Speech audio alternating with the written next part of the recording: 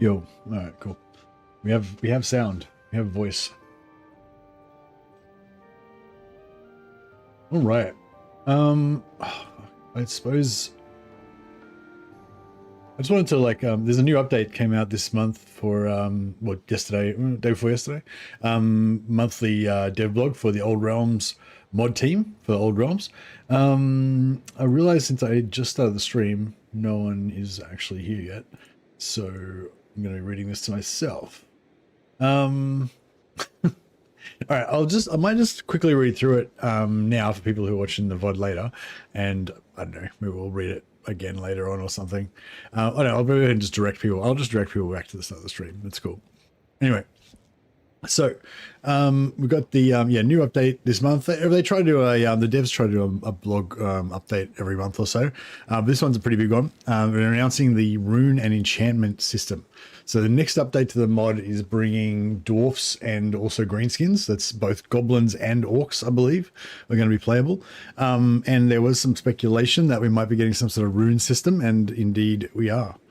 So this is the runesmith character that you're going to be able to play as when the next update comes out. And excuse me. Yeah, I guess I'll just read it. Brace yourself. This is going to be a big one. We have a lot that we want to showcase and talk about, as we are very excited about our progress towards the War in the Mountains update. Oh, cool. So the next update is going to be called War in the Mountains, and the features we are building for it. Rune and enchantment system. Starting with our rune and enchanting system, which has taken considerable time to create, this will essentially function as our own crafting system within the game. So they've actually already added some extra sort of layers on top of the base Bannerlord experience. The career system. So every time you create a character, you've got an extra tab, basically, of your career stuff, and they've also got an extra sort of layer of faction abilities, faction stuff, basically. And now there's going to be another extra layer with a new crafting system. So I just started. Yeah, this is literally this is it here. Actually, I'll put a link in the chat as well. Just link the I'll link the update in the chat so you guys can just read along at your own pace as well. Sorry, just pin that.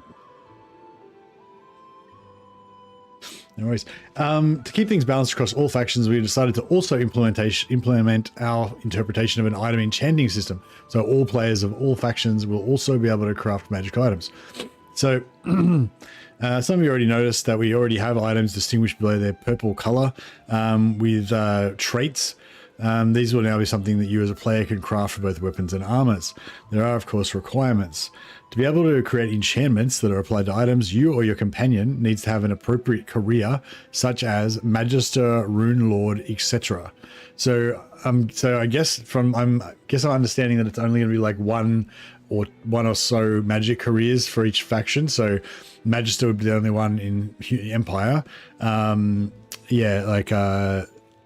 Lords for Rune Masters for Dwarfs, Rune Smiths, Rune Masters, Rune Lords. I'm guessing for vampires, maybe it'll be the Necrarch, and Bretonia only really has the Damsel. I guess out of the Damsel are going to do enchantments, maybe? I don't know. A note, hiring a dwarf hero for your party certainly does not equate with that companion revealing the most precious secrets of his kinsman. So I think that by that they mean that if you yourself play as the Rune Lord or the Runesmith, then you're going to have access to the top level of enchantments potentially. But if you just get a companion who's a Runesmith, then maybe you won't be able to create, the top level stuff, maybe. And I suppose the same thing would apply for maybe if you're a Magister. You get more access to better enchantments than if you have a Magister companion. But yes, there's some runes there. It doesn't say what they do. There's one down here. There's this axe here that you can see is enchanted with ignore 95% of the target's armor, which is essentially 100%. Like 5% of their armor is not going to do anything. And 50% extra swing speed and 15% extra physical damage. So yeah, that's pretty cool. And I guess these materials that you need to collect down the bottom here, I'm not sure if that relates to like the more materials you put in, the more bonuses you get, perhaps. Not sure. Each race will be provided their own set of exclusive enchanting formulas, some unique and some shared, which in total brings us to more than 150 formulas that you can learn, mix and match. Keep in mind rarity, crafting costs, and the effects may vary greatly. Ingredients. Enchantments will require a range of new ingredients that we've added. They're obtained in a variety of ways across the world maps, through battles, unique locations, and more. Dwarfs and greenskins carry gemstones, whereas wood elves and beastmen usually have amber crystals on them, as an example. Okay, so killing certain enemy types to get certain types of materials, you'll kind of know where to, you'll know what you have to kill to sort of get the ones you want. In total, 5 ingredients can be found, and will take some time and a little dedication, on behalf of the player to amass. We certainly do not wish to spoil too much, but here's a tiny glimpse into the system of enchanting and runecraft. So this is the fire sticker weapon. 25 extra fire damage, 20% chance to summon a fiery explosion upon dealing damage. And here's a video of it in action.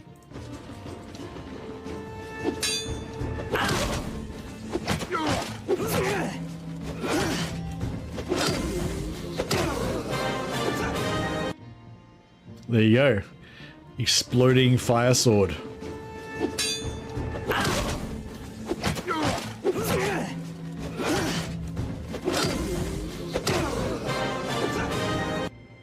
Notice it doesn't do any. Does it do friendly? No, it doesn't do any damage to you. It's taking a little bit of damage from the enemies, but yeah, when the fire goes off, this health doesn't move. Okay, so it's casts a no friendly fire damage fire spell, basically at 0 target range when you hit somebody with it. Pretty cool. Chosen of Durthu, 5 max hit points, 15% chance to summon a dryad upon taking damage. This is a bit of that in action. So the character's getting hit. There we go, dryad just spawned.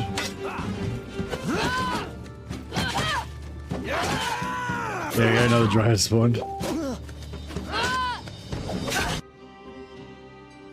There you go. And we've got this axe, ignore 95% of target armor. Anyway, this is the first video of a dwarf character in combat.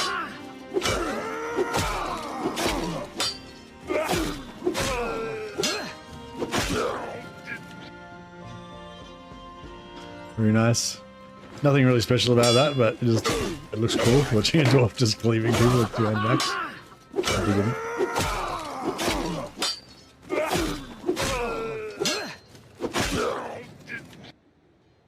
Very nice. Battle loot. Alongside new crafting ingredients, battle loot will also have a new range of magical weapons and armors to be equipped or sold like regular loot. They aren't earth-shattering in their abilities, but they'll perform slightly better than the average weapon with simple fire enchantment or weapon speed modifier, etc. These items are usually kept on high-tier units and generals, so you'll see more of them in larger fights. With the upcoming update, we will limit equipment racially where appropriate, so that humans can't cosplay as a gnome in Black Orc armor. Even though these unusual items are not usable, your local enchantment trainer can exchange them for resources.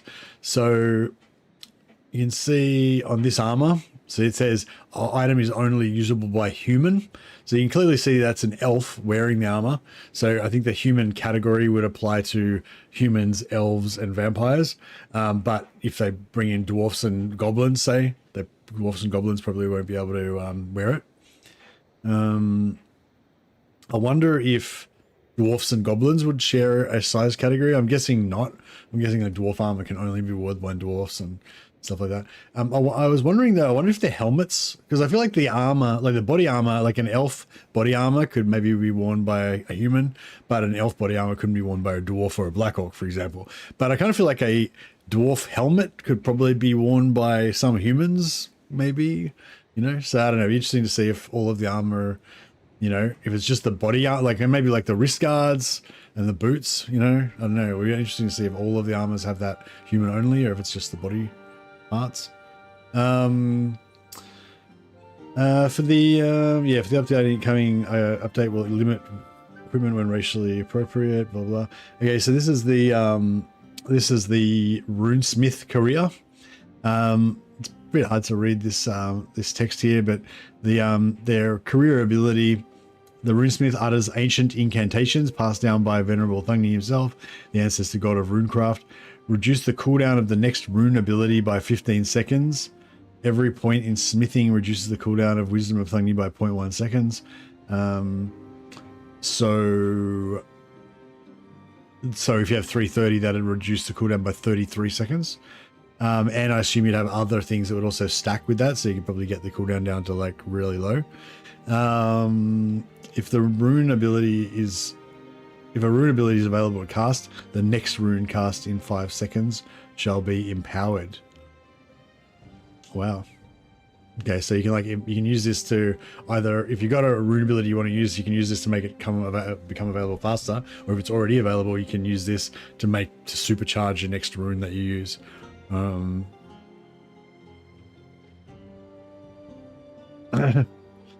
Yeah, no worries, 7D. Glad you're enjoying it. You may be shocked, but yes, we are adding a runesmith career alongside the dwarfs, a melee caster hybrid career that will differ a little from the rest of the combat-orientated careers. The apprentice runesmith will not start with many advantages. These are reserved for the rune lords. You will not even be able to craft the more powerful runes. Instead, he has to overcome the struggles of his craft to finally become a true runesmith. We have implemented goals to work through to reach each tier of the career. Only then can you craft the highest tier runes. We've implemented goals to work through to reach each tier of the career. That's interesting. So up until now, every tier of the careers is linked to your clan renown rank. So you unlock the second level of stuff at clan rank 2, and you unlock your final stuff at clan rank 4. So it sounds to me like they're introducing some kind of like quest thing or something instead of that normal thing. You can see one of the quests here. Finish 15 smithing contracts. Learn 7 runes. So I wonder if that's like you only have to do that to get to tier 2. Yeah, I'm guessing that's what that means. You just have to learn 7 runes and finish 15 contracts, and that gets you to tier 2. Interesting. As many of you probably know, dwarfs are not capable of using magic. Instead, they bind the winds of magic into runes. The result is either the art of runecraft that we showcase above, or actual rune magic to be unleashed by venerable runesmiths in battle. However, runesmiths require particular equipment to utilize the full power of rune magic. I will leave that for you to discover. So there's rune spells that you can cast essentially, and the runesmith's going to use that as his like battle magic. I hope you're as excited as we are, as we have been building it. Now into the next additions. For the runesmithing and enchanting system, we thank our programmers Honoribo and Zerka for design, Jax and Piero, as well as Valerio and Roger of Burke for some icon designs. Yeah, thank you guys. Thanks to all the devs for bringing us a wonderful mod. Much appreciated. So we've also got the Glade Lord career. So the Glade Lord's career ability is Hawkeye. The Warden orders his trusty hawk to scout an area. The hawk marks enemies caught in the area as prey. Its ferocious dives instill fear in the foe, which causes penalties to received melee damage. The radius of the ability increases with every point in scouting skill. The ability refreshes automatically and gains additional effects with more career perks unlocked. Refreshes automatically, so I guess that means it just has a cooldown, like a 1 minute cooldown or something like that.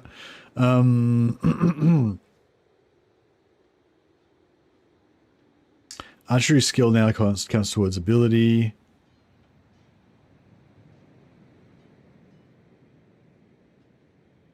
The radius of the ability increases with every point in scouting skill. So when something just says it counts towards the ability, it just means it increases whatever the base thing is. So the radius of the ability increases with scouting skill. So that means archery will also increase the radius. So there'll probably be like 3 or 4 different things that increase the radius. So eventually you'll just be able to do a huge area, and everyone will take extra melee damage. If you have this perk, they also take extra range damage. 3 extra arrows per quiver, extra range damage. All elves receive 20 bonus points to their bow skill. Yeah, nice. So it's sort of like another wood elf archer career, but yeah, I don't know. I wonder if they're going to be. The Glade Lord will replace the mercenary for Athel Loren. This versatile career that is accompanied and assisted by a trusty hawk, feathered companion will mercilessly swoop down and harass any that dare threaten its elven master. Yeah, cool. So yeah, so currently every race has the mercenary career, which is just the basic merc career. But yeah, now they Wood Elves are no longer going to have access to the mercenary career. They're just going to have the Glade Lord career instead. I heard that the Empire mercenary career might be getting changed as well. Heard rumors that you're not going to have access to magic anymore. Currently, they can use one spell, which is pretty powerful. Like, well, not one spell, so you can use one law of magic, which is actually pretty powerful. It still lets you like max out magic and stuff. So yeah, I don't know. I heard they're going to take that away from the merc, which I don't know. I mean, I don't know. I really like the mercenary career. It's like really cool, mainly because of the magic. Like if you take away the magic, the mercenary career is like pretty crap. I think it's one of the crapper, like one of the less powerful and less sort of dramatic out of all of the powerful careers.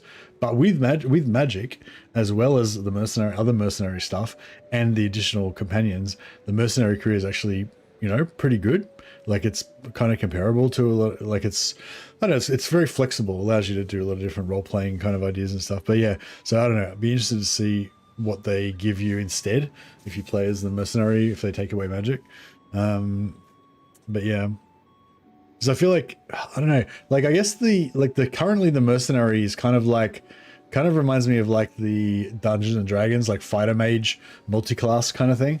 It's a bit like that if you want to be a kind of a spell sword kind of a guy or whatever, bit of magic, bit of combat. He's not like the toughest compared to the proper combat classes. He's not quite as good at magic as the top magic classes, but got a pretty powerful combination of the two things. But yeah, anyway, it's also time for a new career for the Wood Elves. Glade will replace mercenaries. Trusty hawk, blah blah. Greenskin culture screen is now ready to showcase. Don't think it does actually move or anything. Oh, it does. Oh, yeah, it sort of slightly moves. Cool. Actually, I might just read this. Let me just read this stuff here. See if it says any other hints. Orcs and goblins have been a thorn in the side of every major and minor power for as long as anyone can remember, carrying nothing of history or legacy. In olden days, the greenskins were largely confined to the Southlands, where they waged savage wars amongst themselves, indifferent to the wider world. Yet this brutal isolation did not last. Earthquakes and volcanic activity drove them northwards in vast rampaging hordes called wars, looting and burning all in their path. The dwarfs, weakened by a long and bitter war of vengeance against the elves, stood little chance against the green tide that washed over their homes, and many holds were lost.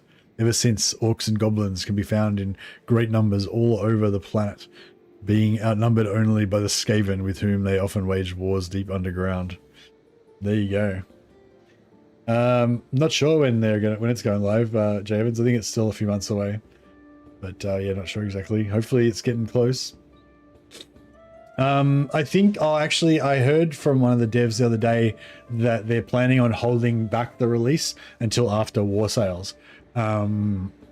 So yeah, I don't really understand why, but yeah, I don't really, yeah, I don't know if it's, yeah, I don't know if it's like, yeah, I'm not really sure to understand why exactly, but basically what Zedfern was saying was that basically they've still got quite a bit of work to do on the update, so it's still, so they're not finished yet anyway, so it'd still be, you know, a while away anyway.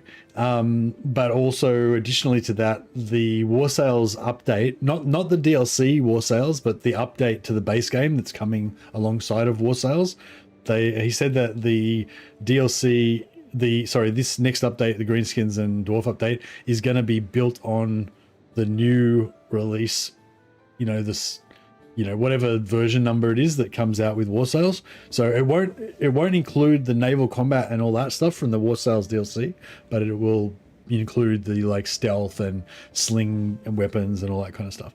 But yeah, so anyway, so it's going to be a while away after war sales sometime. Yeah, we just got this little tidbit to keep us excited until then. And then we got some nice greenskin maps. Grey Troll Lair, West Bretonia, Kazid Aldum. What's that one? It's like tents and stuff. Is it like a village? Maybe that might be a greenskin village. Orc underwear is going to be unpleasant. Mountain scene weather. Oh, okay. The sun changed. Oh, okay, cool.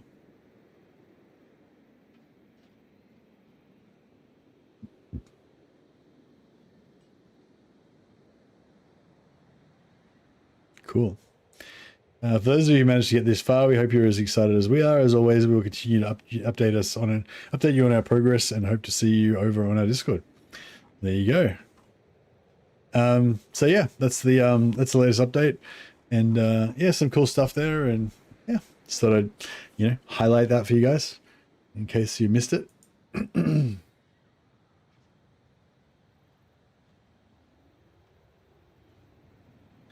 Hey Joshua. Good seeing you, Devlog. Yeah, that's it. It's just they're working away on it.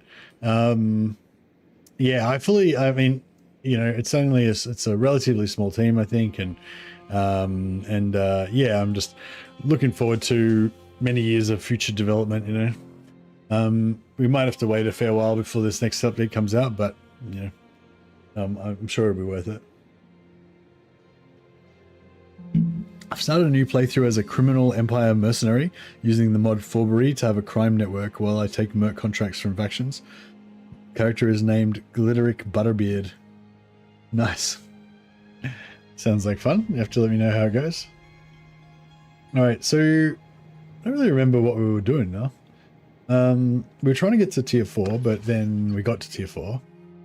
So now I'm trying to personally get to level 30, level 23 currently.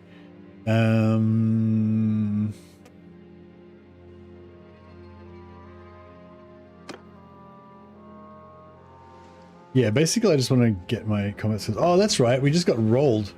And now all my guys are scattered to the 4 winds. Alright, so I gotta get a Helmgart. I gotta start collecting all of my troops. So I tried to like crush Middenheim. Tried to prey on Middenheim while they were weak. And I managed to get myself screwed. Less screwed.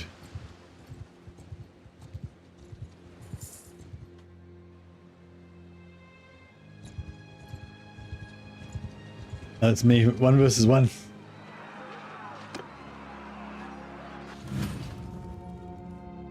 I didn't get the Lord.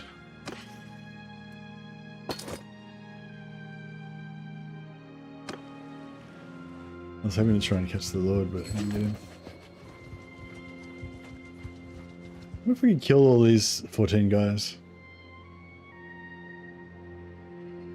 Probably not.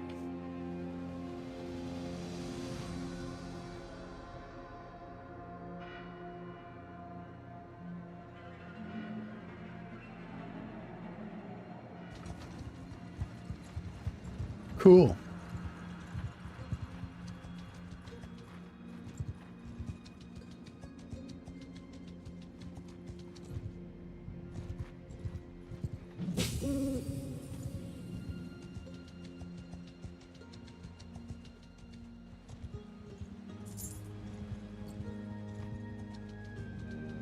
I'm starving now. Alright, I'll buy some food.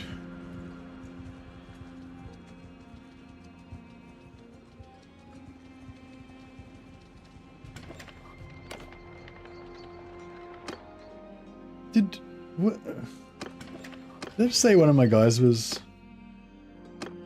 Okay.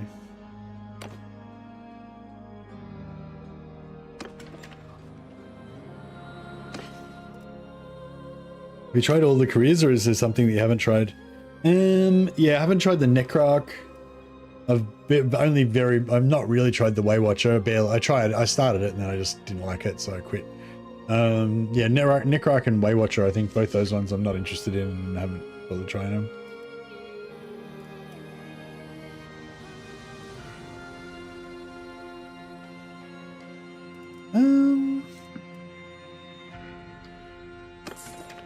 Might just recruit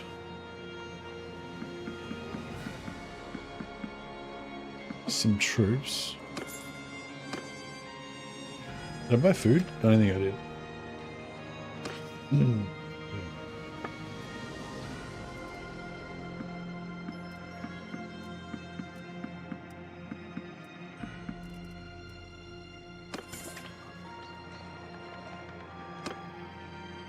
What's the Necroarch supposed to be? I don't recall it from Total War. They're like wizard vampires.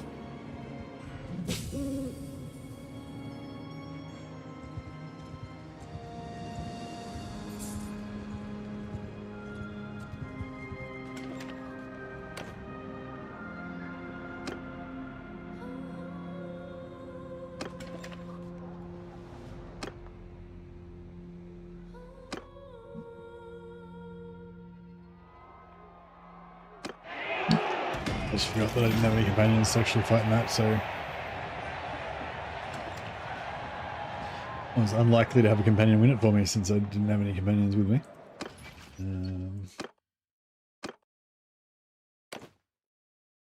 Alright, the rest of our guys are prisoners currently.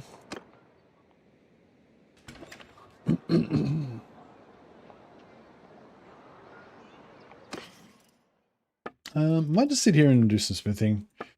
You know, I'm trying to wait for my guys to break out of prison.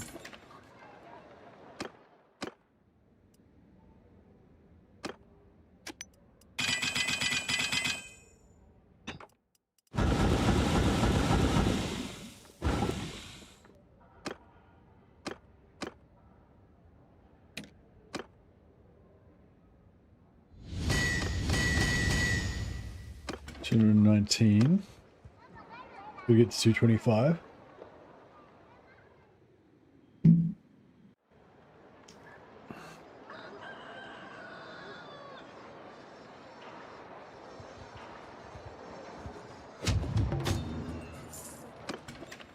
What do you look for when crafting expensive weapons?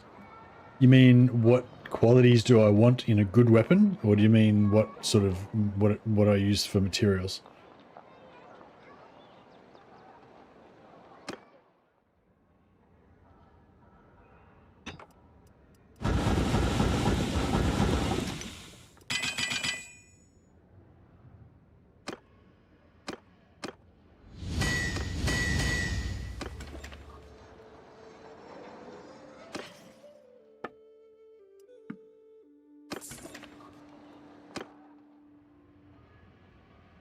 I mean, how do you think this earns big bucks? Oh, yeah, how do I make stuff that makes a lot of money? I just know what makes good money already. I don't really experiment, like, yeah, just from experience, basically. I just know what's good. It's not like, I mean, like in general terms, I think the top end, the highest max damage that you can get is good. Length is good as well. So yeah, high reach, high damage weapons tend to be worth more, but it's more complicated than that. There's other stuff that like feeds into it. But yeah, this particular recipe right now is a recipe that I usually use for making money without the cap, just these 3 parts. Because the glaive head gives it high damage in 2-handed mode. This gives it the ability to knock people off horses. It's also got the ability to be braced, so it can be, and it also has the ability to be couched because of this this particular haft. So yeah, just this particular setup is kind of an outlier. Like you don't even have to make like a legendary one or anything, just a balanced version of this. Like, so there's normal and then balanced is the next one up. For this is worth nearly 19,000 with no trade skill at all. So the materials for this cost you about 500 gold and you sell it for 19,000 or something like that. But yeah, so this one's pretty good.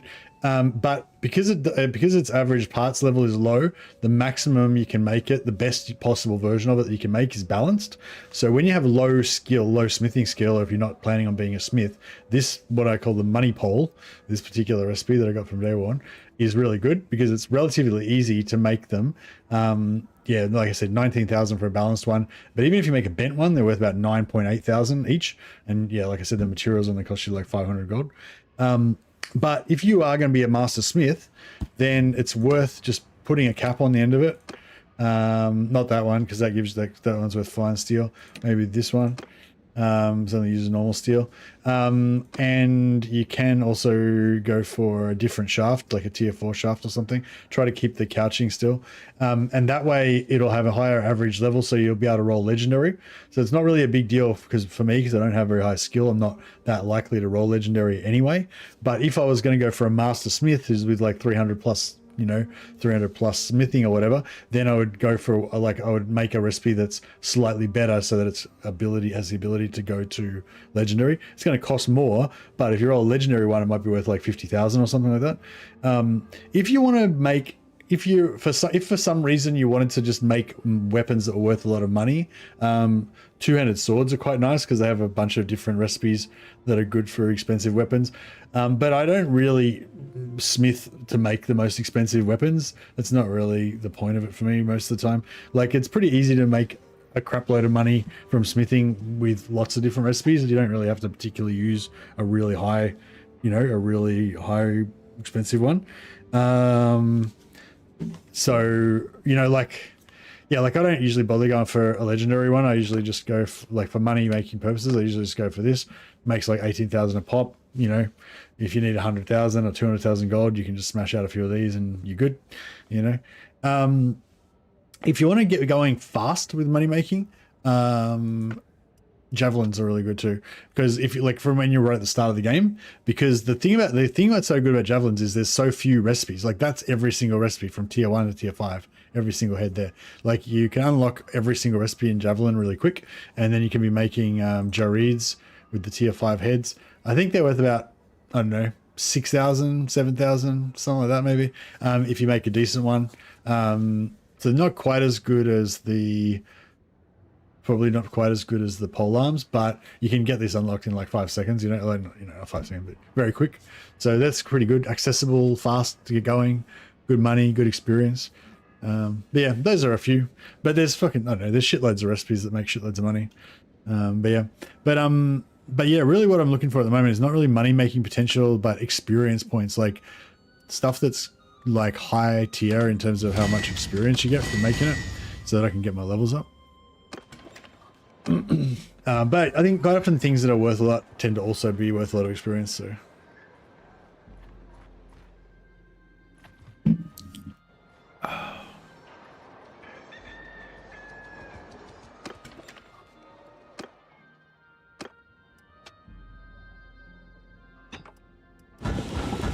then I just smelt everything again so I get more experience, and then just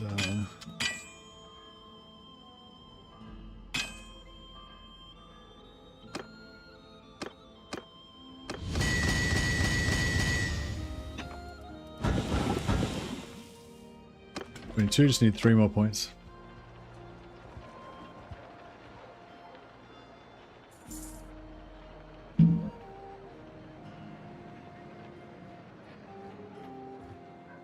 You level trade to 300 and traded pole arms for a city.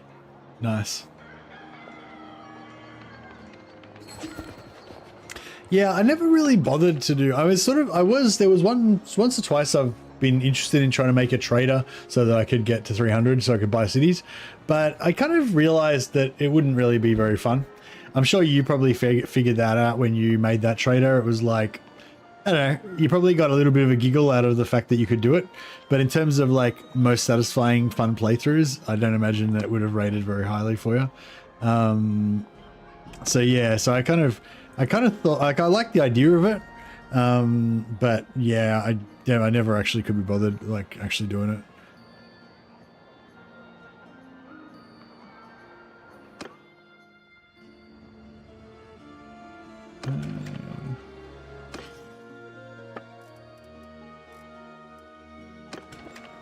Well, we've run out of wood.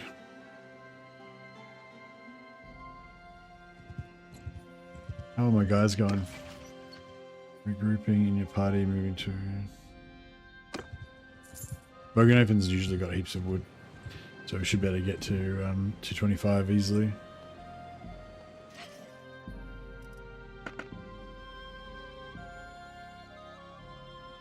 It's a grind now. Back then you could level trade by declaring war and asking for peace and giving hardwood for it. Jumped 100 points first time. My point wasn't really how hard it is. My point was how satisfying it is. Like, do you know what I mean? Like the normal kind of the normal gameplay loop of Bannerlord, you know, is kind of like, you know, fighting dudes and getting some money and building up and becoming a lord and fighting battles and doing sieges and taking over stuff and, you know, trying to get lords on your side and whatever maybe, and, you know, that kind of stuff. And I feel like that, you know, that can be pretty satisfying. But yeah, whereas the whole thing of like, you know, power leveling, trading, and then basically using like exploiting blacksmithing for money and then trading that to just instantly get cities. Do you know what I mean? Like, yeah, it's cool, but in terms of like in terms of your most memorable, most fun campaigns you ever played, I bet that does not even rate as top 10. You know, yeah, it's just like, and I kind of figured that out. That's why I just never bothered doing it.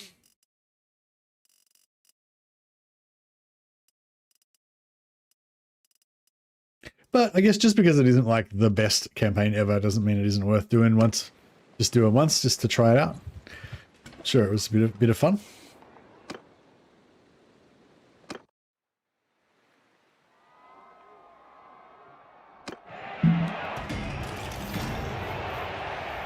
Doing it once is good, yeah. Yeah, I've done it 0 times. So I can only imagine, but I'll never really know.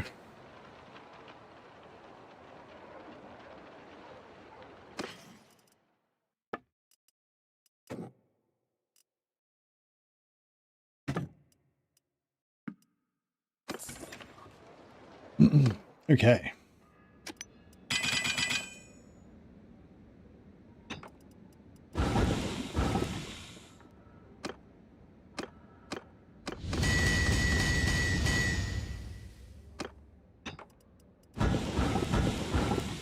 $23. Just 2 points to go.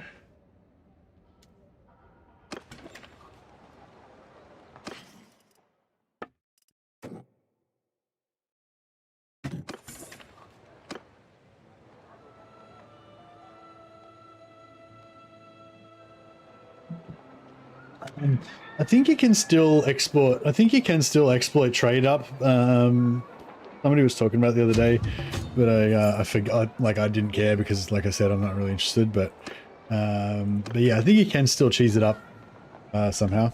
But I forgot how you do it now.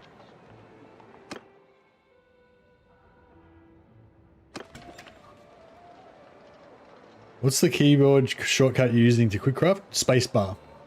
Yeah, you just press spacebar. It automatically smiths stuff, and it also does accept when you like kind of it clicks OK kind of for you or whatever.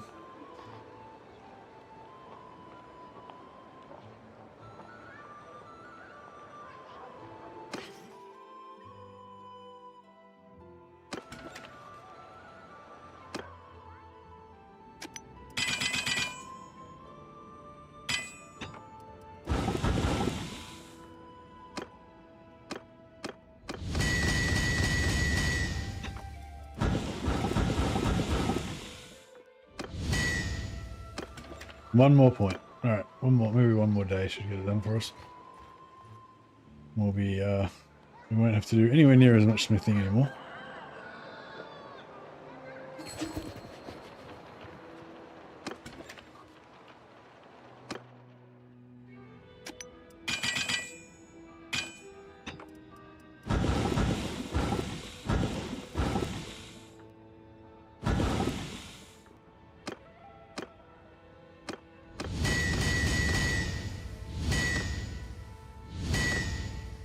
Done.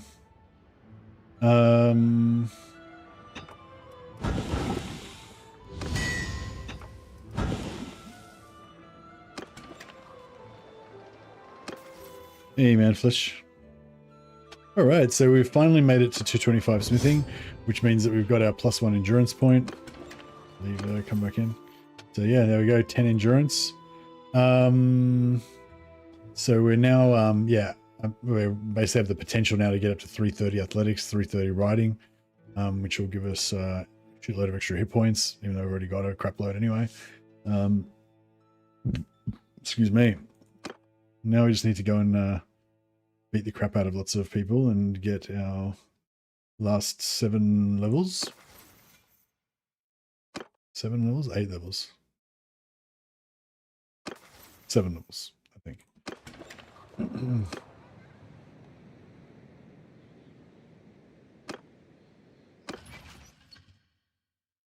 Staying at Delbers. Alright, we go and collect her.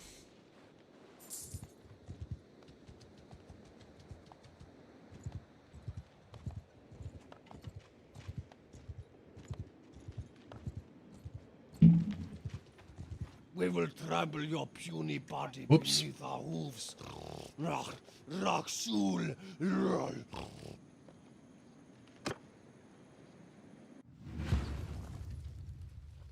But yeah, I'm looking forward to Dwarfs and Greenskins.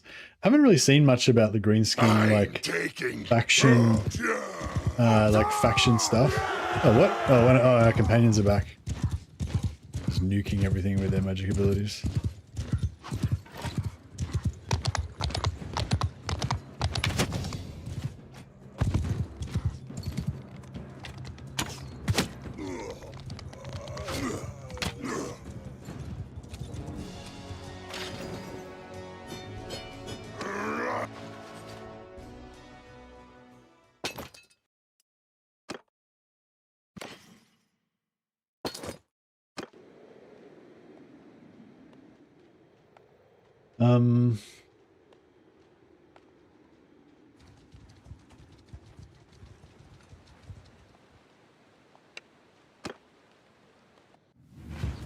You've been playing Shikuho, but Old Realms looks so insane.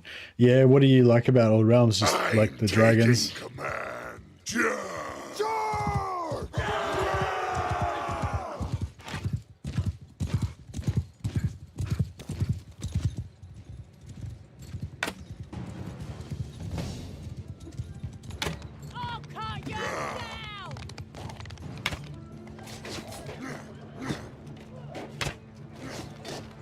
The arrows keep not making it far enough.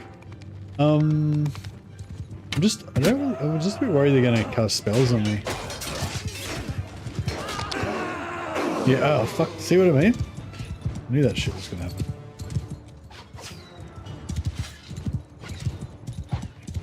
Enemy variety.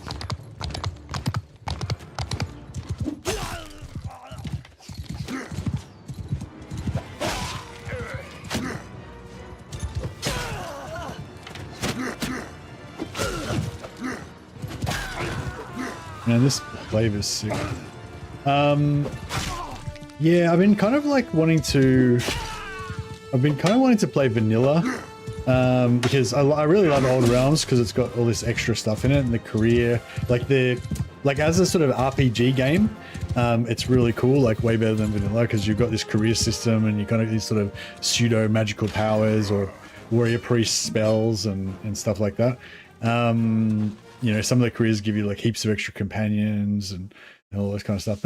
But anyway, but it does lack the grounded sort of realism of vanilla. And I do kind of miss that. But then when I play vanilla, it just feels like a bit too lacking in content, you know? So yeah, I don't know. Maybe Old Realms is the answer, but I don't know. If I feel like Old Realms is a bit maybe not that grounded either in a different way.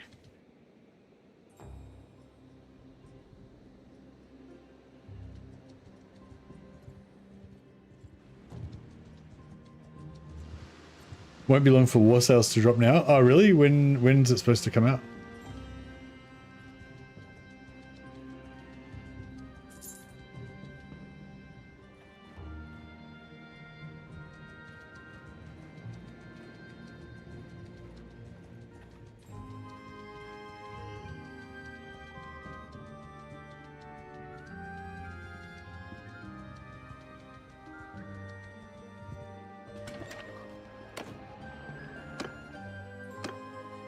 That's not the guy I want. That's the guy I want. Probably before the end of the year. Yeah. Hopefully.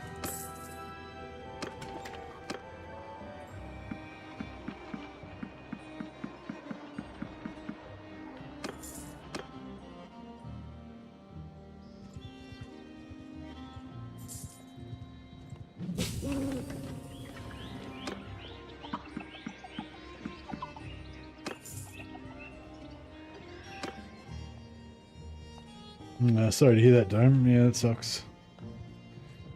Yeah, I recently had some problems with my hard drive, and the game was crashing constantly for me. Yeah, I was getting very frustrated. So I understand what it feels like now. Previously to that, I hadn't had much bad, like, you know, been pretty good for me.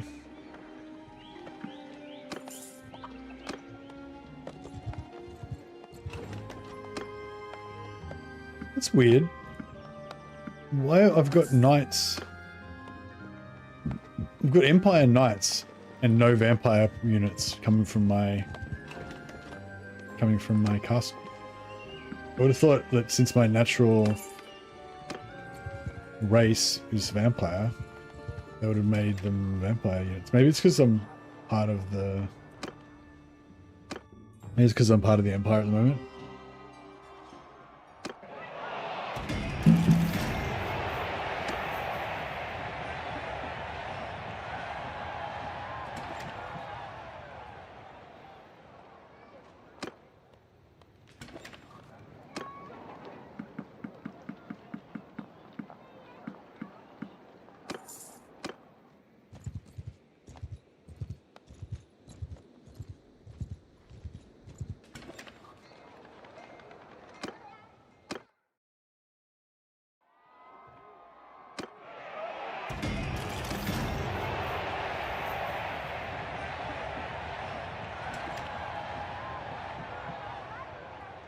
I really want to wipe out the, really want to wipe out Middenheim. My objective at the moment.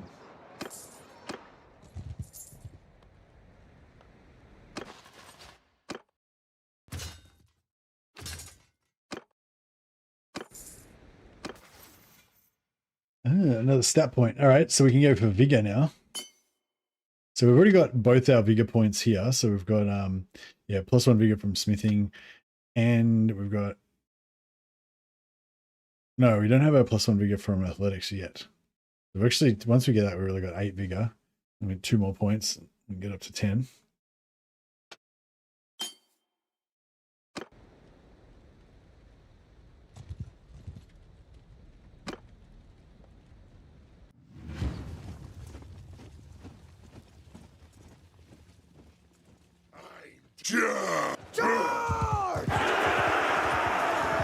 This one chaos guy. I probably shouldn't really have chaos guys in my army.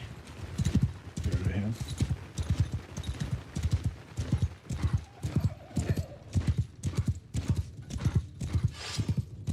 Most of these guys are going to have a bit of magic available.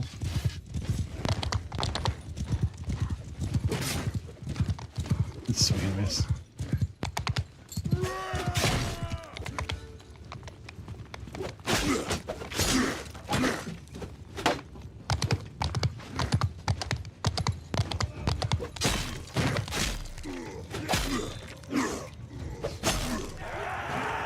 Burns down the edge here so that I don't get hit as much by the magic.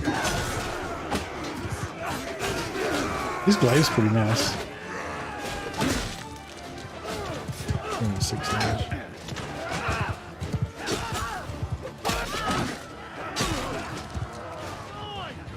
Yeah, it's pretty nice, this glaive. It's really fast.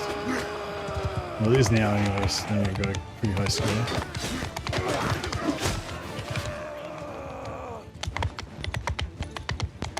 What do you guys think of the rune weapons?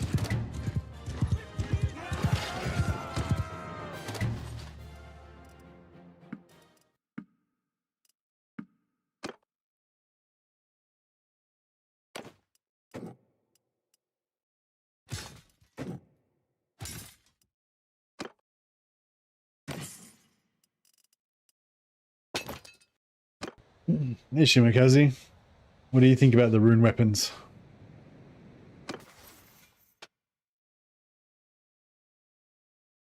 50% resistance to getting staggered while mounted. That is what we want.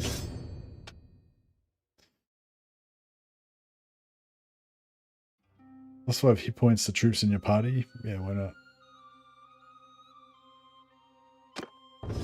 Every little bit helps. It's like a 1/10 of an arrow shot. Jaro von Drasho. What was Drasho's thing? I think he's just a free agent. He doesn't have any party skills. So we'll go for... Hand up. No idea is in the new update. Oh, it's linked. It's linked in chat there. Yeah, new dev blog update. So this is a progress update on how they're going. The update hasn't come out yet. It will come out after War Sales sometime apparently. But yeah, they released a little update that we talked about at the start of the stream.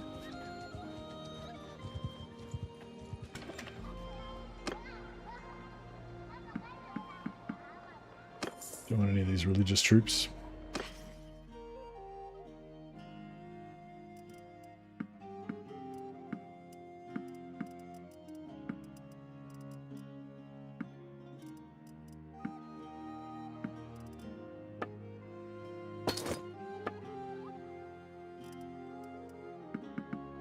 Oops. Any armor we want to buy? A Stallion Noble armor, red. It's pretty cool.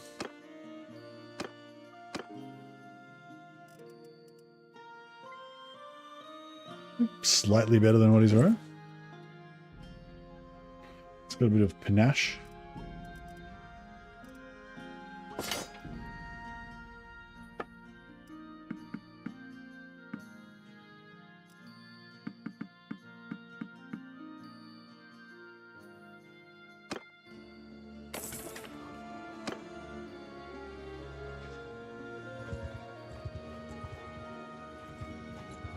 Let's see if we can take out this noble here.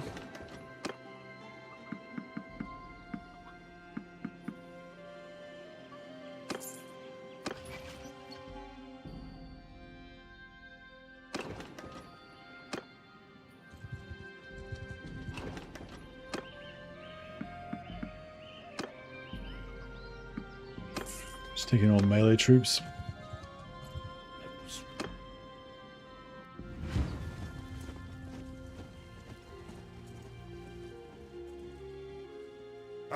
Taking command. Go forth, go forth.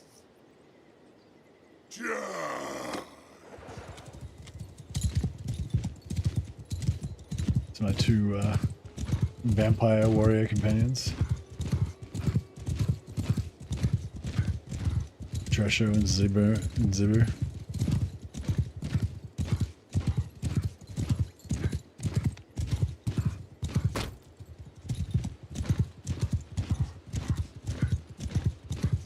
Yeah, go click on that link and go watch the videos and stuff. Oh, there's YouTube videos embedded in there where you can see them using the rune weapons in combat.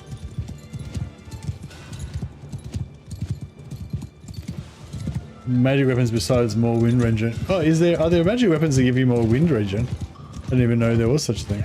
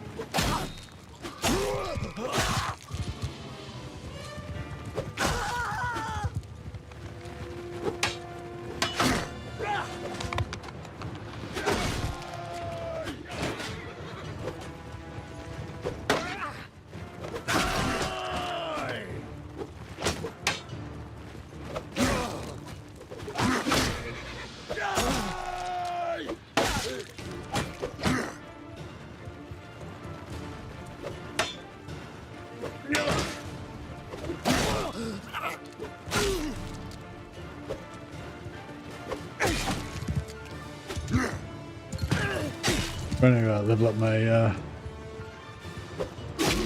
pole arm.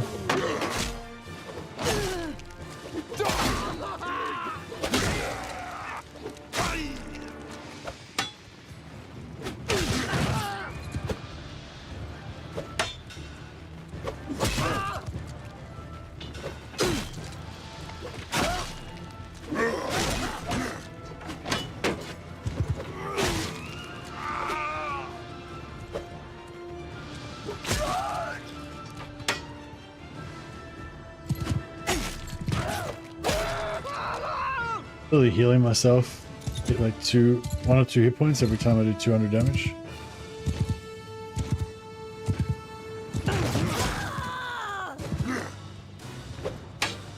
I feel like there's a either bug where like either the speed boost of your ability like never wears off, like not the speed, the slowdown, sorry, or it partially wears off but not fully or something.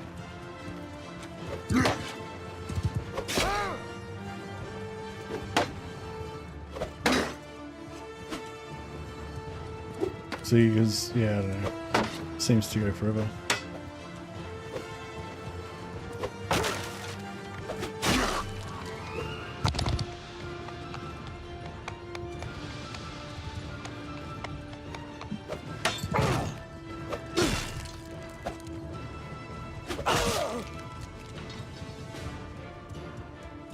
Are there more of them?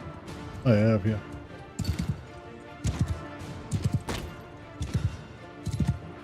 Dwarfs look good. Yeah, the dwarf looked cool, didn't he? He's sort of like a bit shorter than the humans, but really thick. Pretty much how dwarfs should be, I think. So, he did a pretty good job there.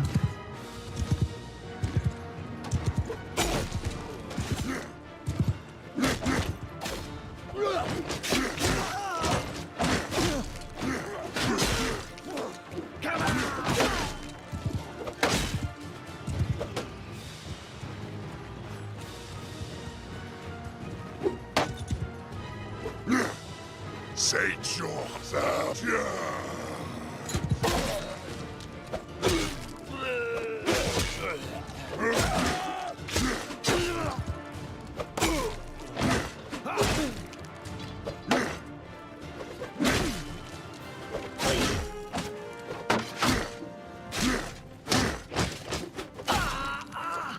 Oh shit, I'm about to die. Let me get out of here.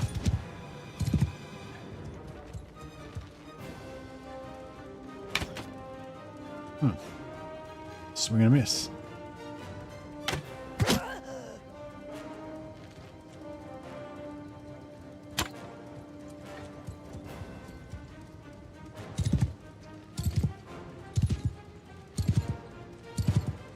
My blood dragon.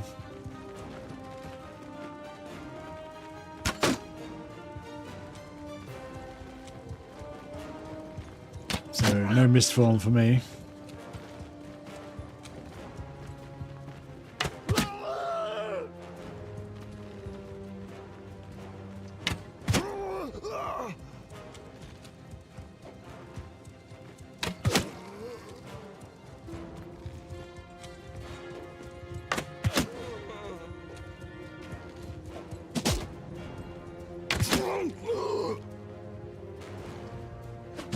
Oh, he had a throwing axe and he used it.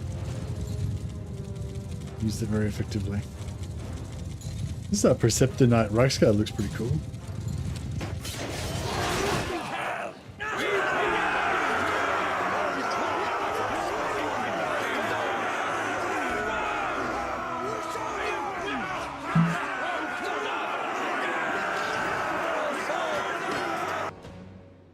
$20 renown, that's pretty good.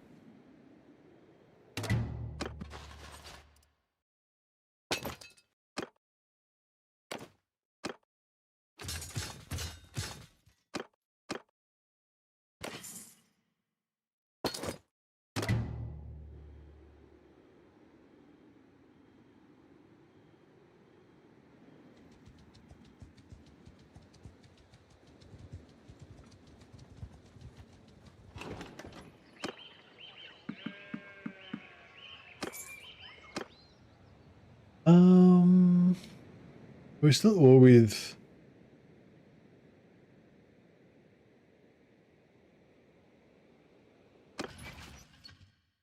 So, oh, we took Karabberg, but they've still got Schoenberg. Is that all they've got? Yeah, that's their last settlement. We've got a shitload of influence. Might just make an army.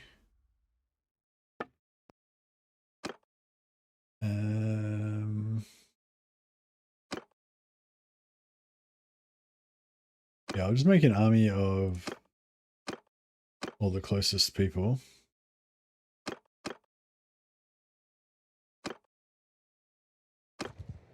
And I've still got some influence left to keep us at war if they try to peace out these livid weaklings. Try to back out of my righteous war on Middenheim.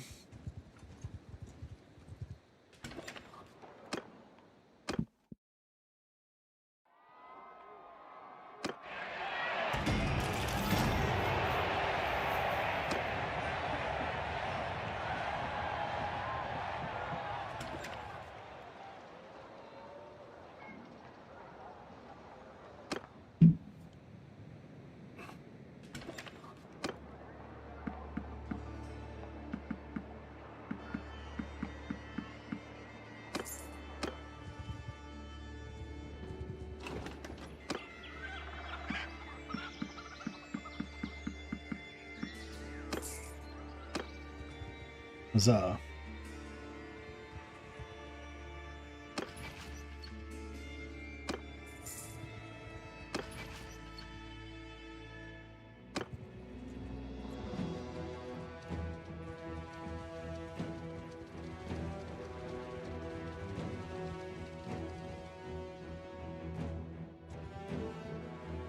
Yeah, I hope they. I wish they would make a. They made a Glade Lord. They made a Glade Lord career for the Wood Elves, but I really wish they would make a War Dancer career. I reckon like because they've got that jump that they've got for the vampires. If they could make that jump like a lot more agile and better, I reckon that'd be really cool for a Witcher, for a War Dancer, and make him be able to leap over enemies and jump behind them and stuff. Maybe and do little. Maybe if you could do little dashes as well, like little speed boost dashes or something. That'd be pretty cool. But yeah, the Glade Lord. I don't know. It's cool and everything, but I feel like the War Dancer, you know, is like the most iconic Wood Elf thing. But yeah. Hey Zedforeign. You see blog and you arrive. Yeah, sorry I didn't. I was working yesterday and the day before, and I was pretty tired and stuff, so I didn't end up streaming. But yeah, I was excited to read the new blog. Very good. You told me that you would appear, and you did. You did appear. True to your word.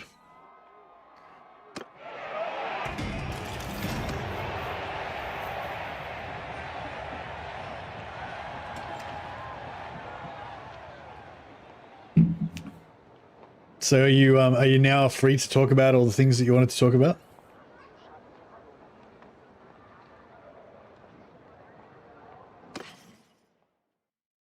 I know you were, there was some things you were like wanting to say the other day, but you were biting your tongue so you wouldn't get in trouble.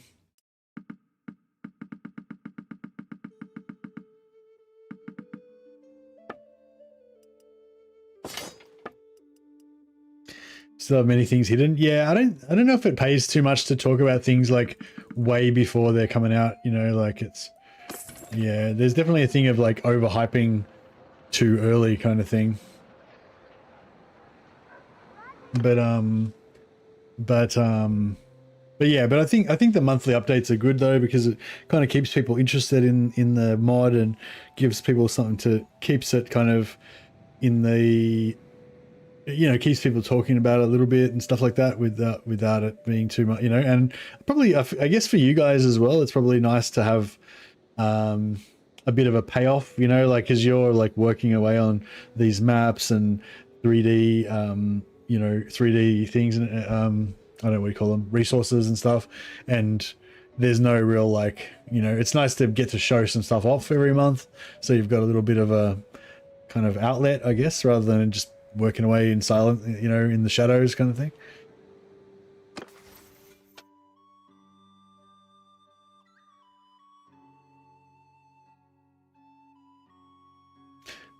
Massive Space asked, what careers are going to be available for the greenskins? It's cool to see people's reactions. It helps the team keep making things when people are excited for it. Yeah, exactly, yeah.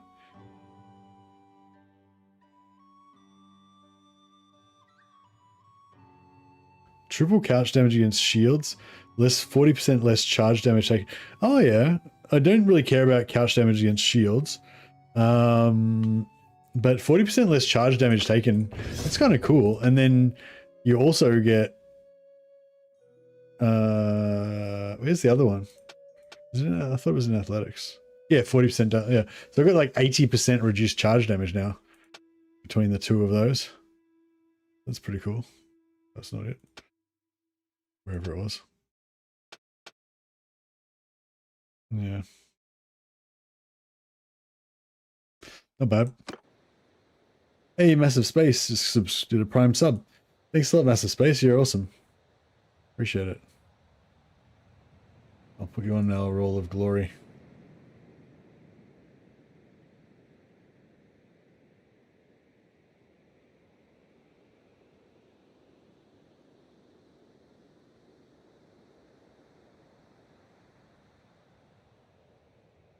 But yeah, thanks for the Prime sub, man. Appreciate it. Which is good. I wonder how many different models are needed to make an armor in Bannerlord. You know, shadow model, collision model, IOD 0 to 5, physics model. Many games have that set up differently. Yeah, no idea. 7 years. Hey, and Jones, how you going, buddy? I will say that we're going to try and match the amount of careers with the dwarfs. Match the amount... What? You're going to try to match the amount of careers? Or you're trying to match the power level of the careers so that they're all as strong as each other, you mean?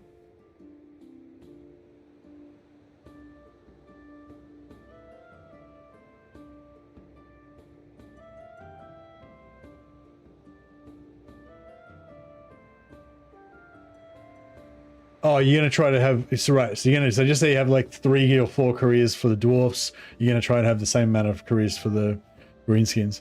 I feel like 3 careers would be a good amount. That's kind of roughly how many the others have. Yeah.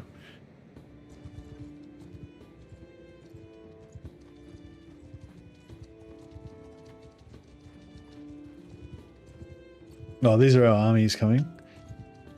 These will be the guys coming to join my army. Yep. Oh, and this guy as well. Yep. Oh, and this guy. Yep. Okay, cool. Let's go and take this town and free our colleagues.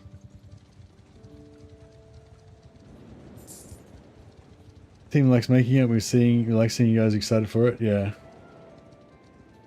Exactly. So if we're going to do 3 dwarf careers, the goal is the greenies would also have 3. Yeah, nice. I was just saying, I was just saying because I saw the Glade Captain career on the mod update. Oh yeah, if anyone ever missed it, it's pinned there in chat. There's a new update this month from the devs with what they've been working on, yeah. So excuse me, it was showing that the Wood Elves are getting a new career, the Glade Lord, which is going to replace their mercenary. I was going to say there's also a War Dancer. There's a War Dancer background that you can choose for the Wood Elves, and yeah, I probably would have been more excited about a Wood Elf, about a War Dancer career potentially, I am still, I guess, excited about the idea of a War Dancer career that maybe can jump. And I was just thinking, because they've already got that jump on the vampires, if they could give a bit of a better, faster, more agile sort of a jump. Like, that'd be pretty cool for a Wood Dancer career, I reckon. A jump or like a dash thing that could dash through people or something, or I don't know, something like that. But yeah, I guess I was just wondering if there's any plans to add a Wood Elf War Dancer career at some point. I know it's not really related to the update, but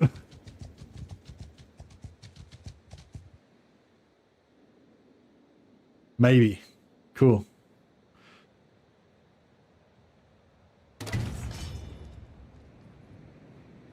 Ironbreaker is already, well, yeah, just the reason I thought War Dancer as well, because War Dancer is already one of the career options in the character creator. It's just that when you choose War Dancer, you just become a mercenary currently.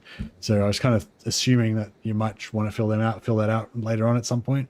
But yeah, but also just the War Dancer was like, that was like the original, like old, like that War Dancers were like the original thing that made me like Wood Elves back when I was like, when I very first got into Warhammer, when I still liked elves, like 30 years ago.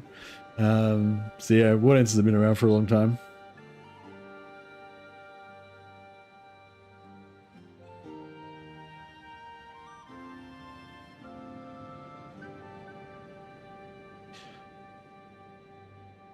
Everything but end times. Yeah, if you can stop before the end times, I'll be happy.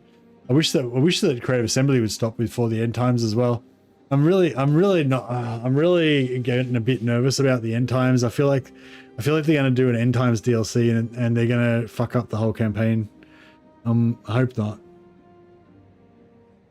Yeah.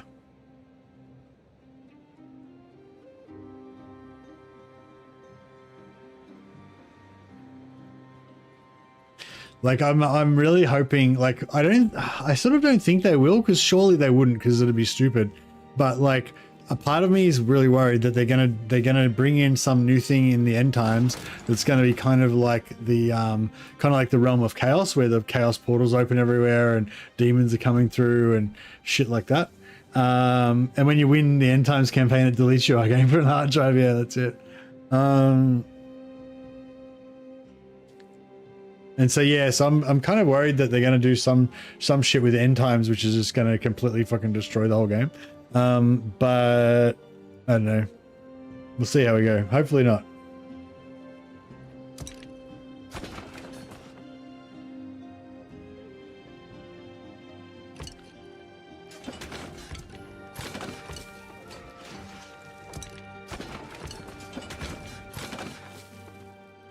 I wonder if this time, for once, they won't steal my siege off me, because they won't steal my siege off me because I've got all the lords in my army already.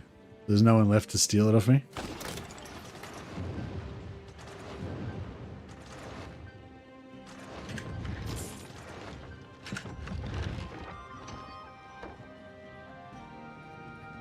Oh, I accidentally let my trebuchet get blown up.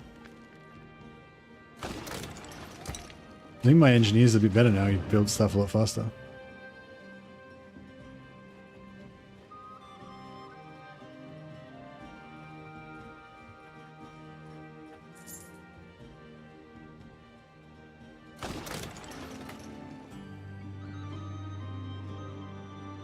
Were you saying last time, Zedforin, that there was plans to add a lot more like quests and stuff like that, like the Plague Village quest and that sort of thing?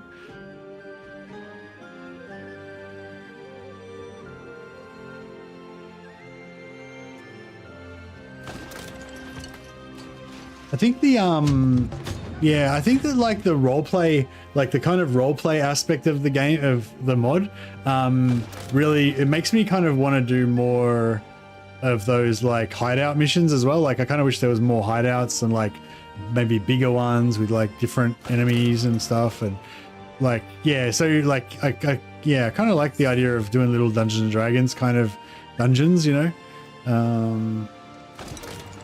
Yeah, it kind of feels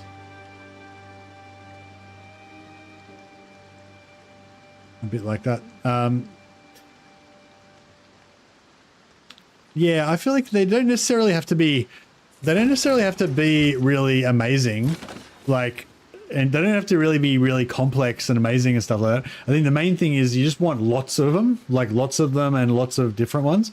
Maybe you could like recycle the maps. Like maybe you could have like some certain, like 2 or 3 basic kind of maps, but have different enemies spawn on them or something, or, you know, I don't know, somehow you could try to multiply it, but I don't know if that works in this engine.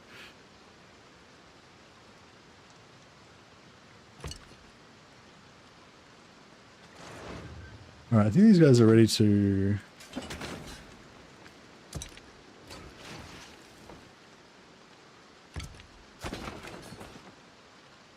Should be another one somewhere.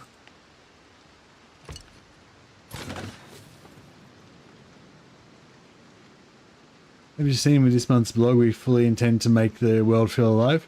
What do you mean? What do you mean by that, Sid Foreign?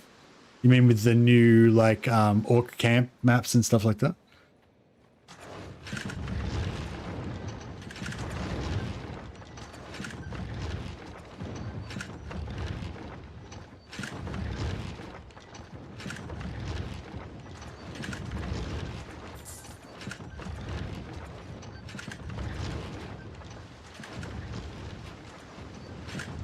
Okay.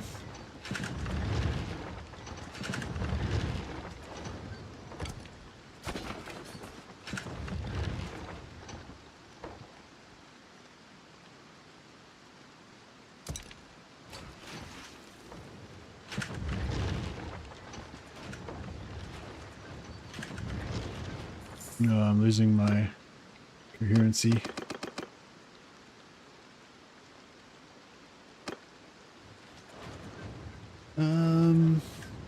We should probably just get in there and do it, hey? I don't think, have we blown the walls down yet? Oh no. What's going on with these dudes? Are we not even like, how good's their...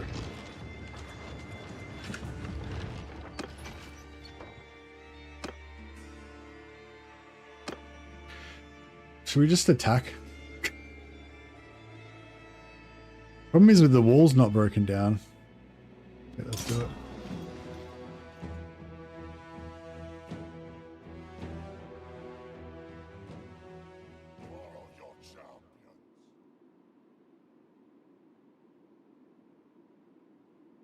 What are you talking about, Shomikaze? You're trying to negotiate for the war dancer?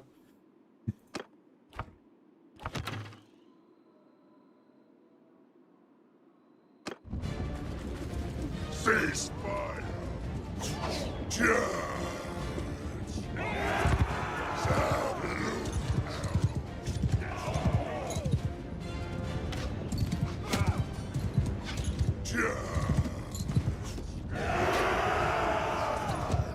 Saint Shaw. Lord Saint Shaw.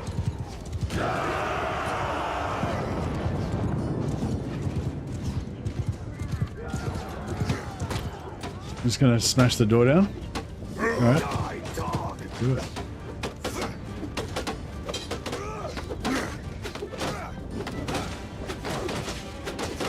If you want to enchant a weapon with a blueprint you found during a battle, it might require blessed water. It then require you to fight Bretonia or directly attack Bretonian armies for the supply. Nice.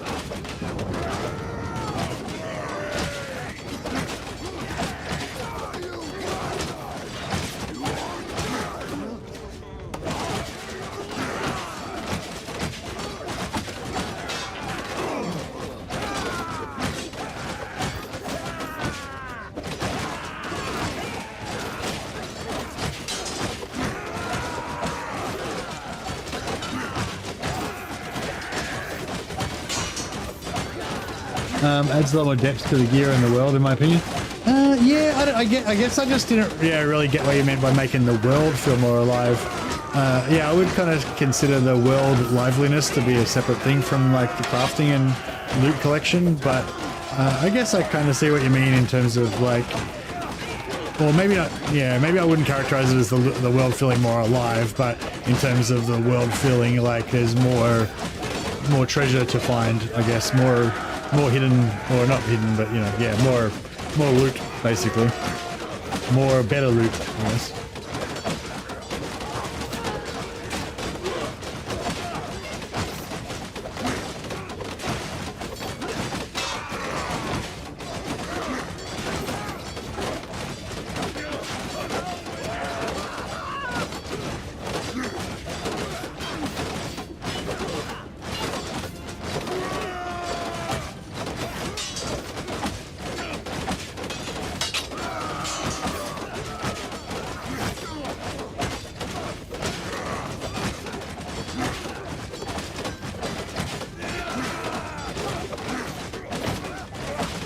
Yeah, I'm interested to see how the enchanting stuff plays out.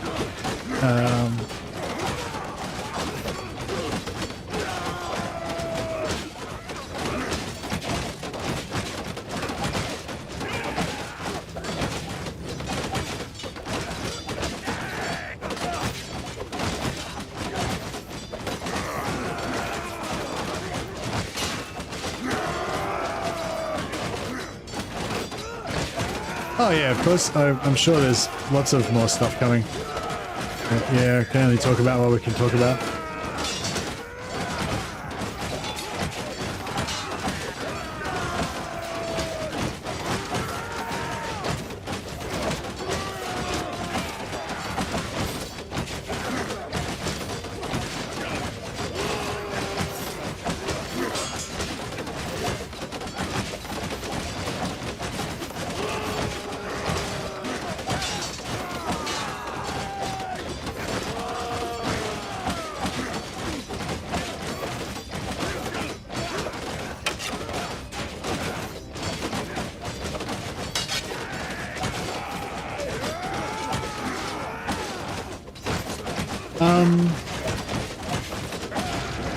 Yeah, I think more things like the Hearthstone portal would be cool.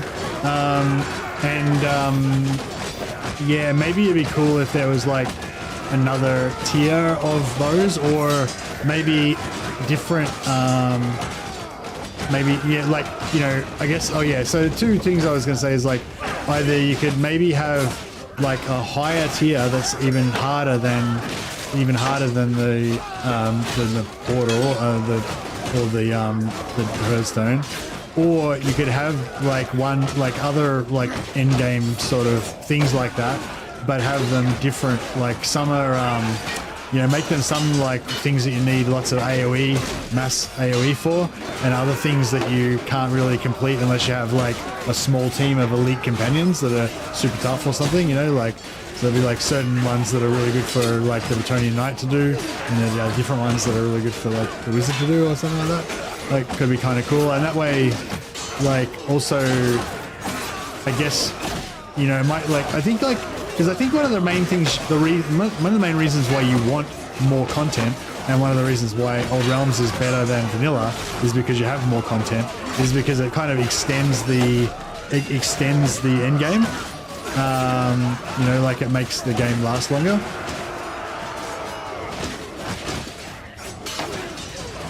But yeah, so I was gonna say, yeah, you could maybe have like more end game stuff, or maybe you could have other things that require different, you know, different stuff.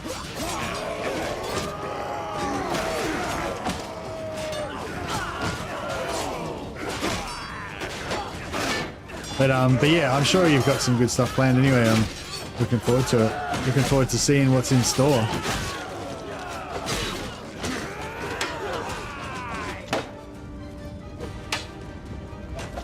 But yeah, it's just, I don't know, it's just like so much work, I imagine, to do all this stuff.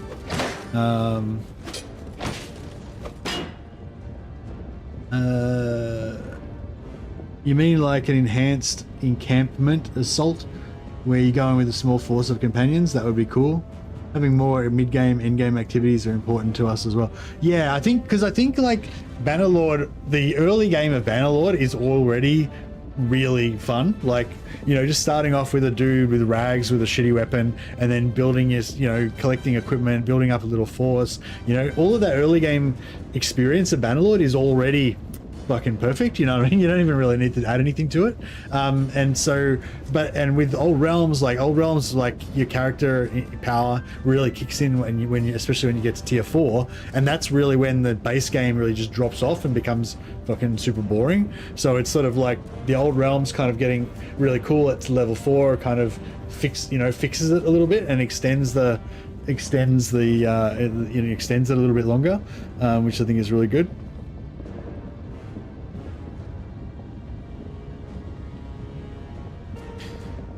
We're aware that people like the differences from vanilla, so I'd like to have more of it. Yeah, I don't know, like, I think like more content is the thing that's so good about Old Realms. And as well as, yeah, the two things I love most about it is the fact that you've got so much more content, including the career system mainly, but also the career system, and also the faction systems, like the faction reward, like currencies and all that kind of stuff, like that sort of stuff that adds that extra layer of content. Like I think that's the best thing about it. That and the fact that it's Warhammer, like being able to get you know, themed armors for like warrior priests and witch hunters and all that kind of stuff. Like just the fact that it looks like Warhammer is like, those are the two big things for me, like that kind of extra layer of content and the fact that it looks like Warhammer. But like, you know, a lot of the yeah, like I think some like the magic I guess is the main thing. It's like can be a bit too, I don't know, something. It's a bit jarring sometimes, the magic, or like maybe it's, I don't know if it's too powerful, or like we were talking about before, like there's just not enough wind up, or there's not enough something, I don't know, something about the magic. And yeah, I guess I'm a little bit worried with the new rune crafting system, that it's just going to be this assault of all this fucking crazy magic shit everywhere, and it's going to be too much, you know, and it's just going to, like, I don't know, I feel like, yeah, like you want that to be this high fantasy background with magic and powerful enchantments and prayers and all that kind of, you want all that sort of stuff, but you still want the essential thing of a warrior being able to fight being meaningful, you know. Like I think in a lot of battles, like the reason why people I think don't really like the way that the vampire magic is bugged is because, you know, you load into a battle, the vampires just nuke everybody in the battlefield instantly, and that's it, you know. And it's sort of like, it's cool if you're a vampire, I guess, but you know, if you're kind of into the fantasy of the empire, every man with his halberd fighting bravely in the front line, and he just gets deleted instantly without even getting to swing his halberd, like, yeah. So I don't know, there's some sort of a balance there, you know, like, you know, yeah, there's some sort of a balance there where, like, I don't know, like you do want to have access to magic, and you do want to have access to magic items, but if every battle you're going into is dominated by magic and magic items, it kind of, I feel like that can be too much, you know. That's basically what I'm saying.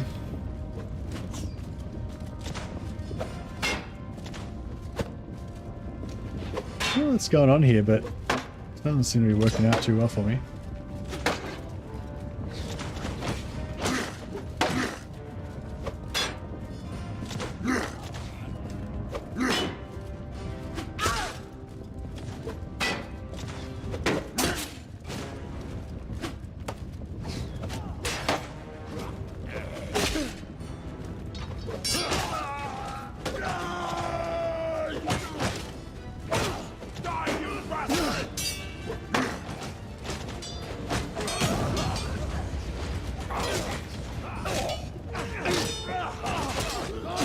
The AIs won't have access to enchantments. There's the same level as the player, yeah.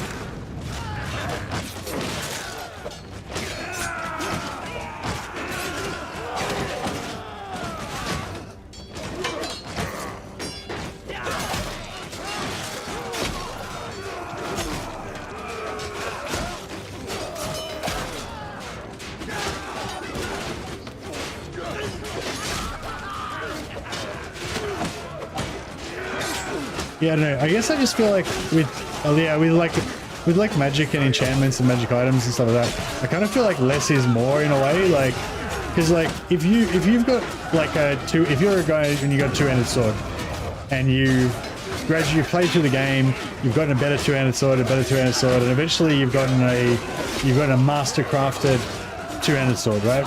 It's like almost the best two-handed sword you could possibly get. That you could get a legendary one, which would have like 2 more stat points, but basically the mastercrafted one's the best you can get, right? And then you get a legendary one, and it's like functionally it's exactly the fucking same as the mastercrafted one, but it does 2 more damage, and it's got 2 faster swing speed, and you get that legendary one, and then you're really happy because you've got this like really rare, really kind of, you know, two-handed sword that's like a little bit better than every other two-handed sword, but it's functionally exactly the fucking same, you know what I mean? Like a two-handed sword that does like 120 damage versus a two-handed sword that does 122 damage, it makes like no fucking difference. But to you as the player, like the fact that you know you've got a legendary one, it's really special, it's rare, it's awesome, you know? And I think it's the same with enchanted weapons. Like if you had an enchanted weapon that was like a legendary enchanted weapon that had an extra 10% armor piercing on it, then I would think that was the best fucking thing in the world. Like I'd be super rapt to have that, you know? But not if I knew there was another weapon out there that had 95% armor piercing, you know. And like, I don't know, I just, yeah, I mean, I know like you kind of want to show things off at the maximum like power level to make it seem more exciting and stuff, but yeah, like I feel like you don't really necessarily need things to be like ultimately powerful. Like in terms of the way that players will value them, like players will still value them highly even if they aren't, like, you know.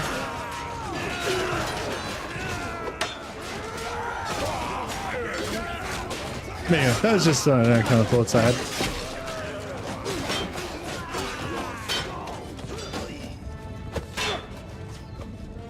Yeah, that's why I was mentioning it. I was giving some feedback.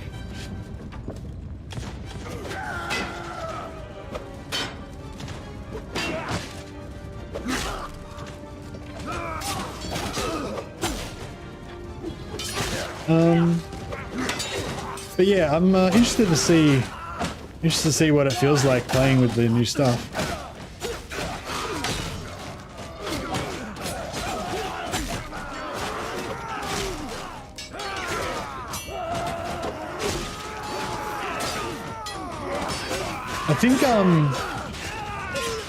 I think the best value for a legendary item to make it feel special is to give it something unique. Certain blueprints can only be looted from certain things. Yeah, that was another thing I was going to say as well. Like, I think there's quite a lot of value in having certain recipes that can't be crafted, that can only be looted.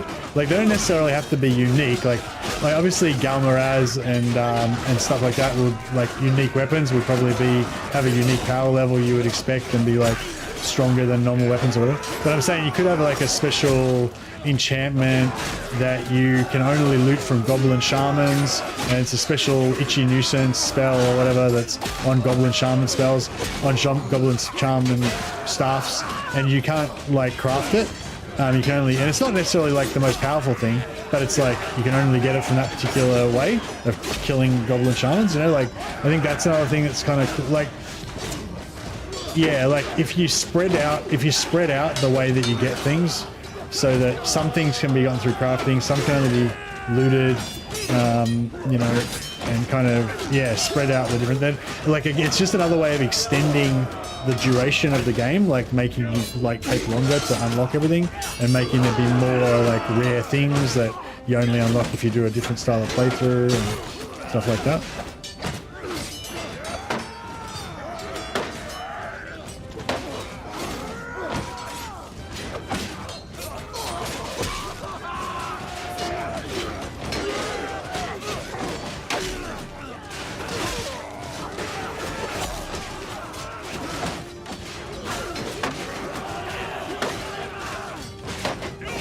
Out of the way, fuck. This is the only bad thing about the Blood Knight is that like you go really slow. He's one of mine.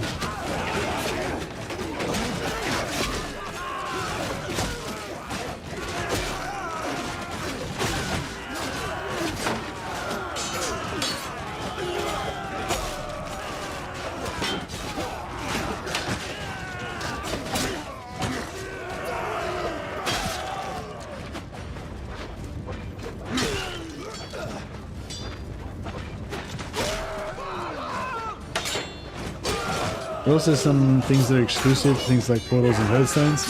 Yeah, that's cool. I think that's cool.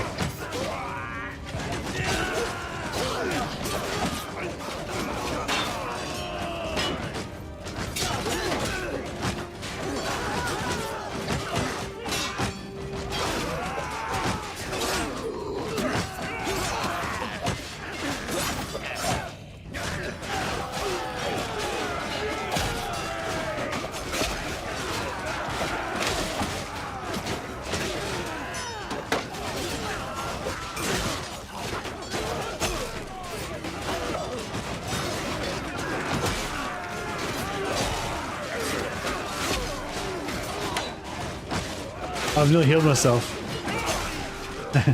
I get 2 points per 200 damage, I think it is. And if you take too much damage, it doesn't really help you, but if you like, be careful of not getting hit for a while, and then you just can slowly heal yourself. Golem's not bad because it can crush through, so you can, I think only downwards hits can crush through though.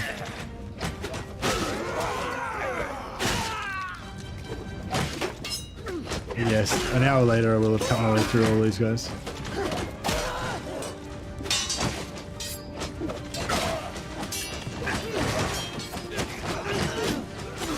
The stronger enchants, we want people to actually work for it. You won't just stumble across a legendary enchant fighting 12 Ungors.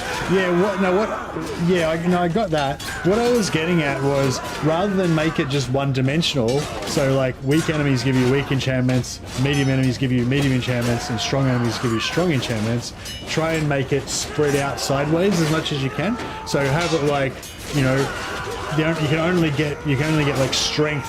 Like, you can only get strength and beast-themed enchantments from Ungors, so plus damage, plus endurance, or whatever, you know? And like, and also, and you know, weak 12 Ungors will give you a weak enchantment maybe, or material, or recipe, or whatever.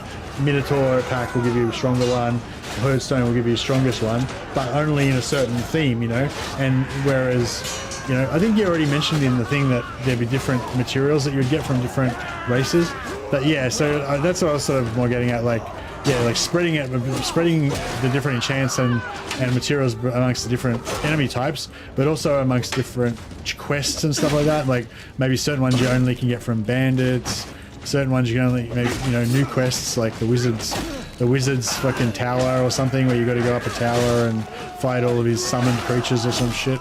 And you know, you can get certain magical themed enchantments from that, or whatever. You know what I mean? So like, kind of like, not just about the strength, but it's about the breadth, if you know what I mean. And like, maybe you could have some easy ones where there's like some unique sort of ones that are maybe not really combat related, but you can only get them from finding some hidden hermit guy up in the mountains or some shit. This doesn't require much combat. You can do it at low level if you know about it. It's sort of a secret, you know, like you have one or two of those, and you know, just all different variety of different things, you know. But yeah, like, I don't know. I guess I just want more content. Like, just want more stuff. Unfortunately, there's no real shortcut to getting more content apart from just waiting for, you know, you guys to make it. And I'm sure, imagine it'll take a while. But I'm here. I'm going to be here for the long haul. I'll still be here 10 years from now, when your children are working on this mod, making this mod better for me, Zipfire. Game dev is hard. Yeah, I know. I mean, I don't know, but I can imagine. The last bit of programming I did was when I was a kid. I made a computer game in BASIC. It probably had, the whole game probably had like 900 lines of code or something.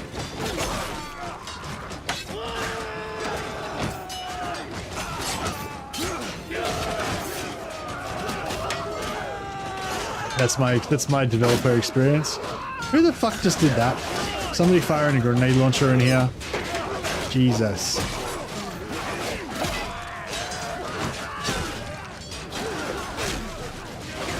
This is kind of like the Bretonian Knight, but just slower.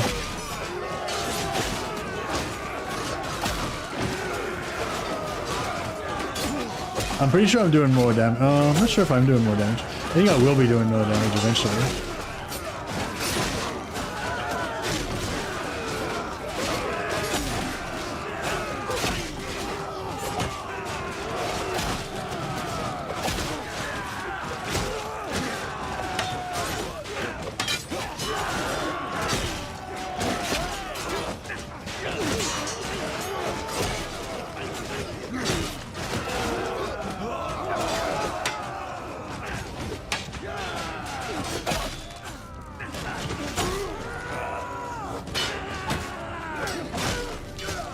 Well, I think I should. My polearm should be capped, at least.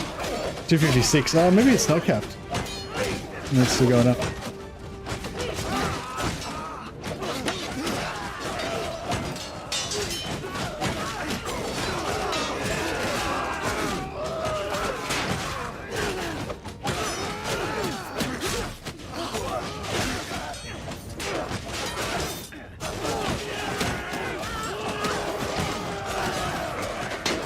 Can't tell who the fuck is who. Jesus. Alright, that didn't work. Let's get the glaive out. It's glaive time.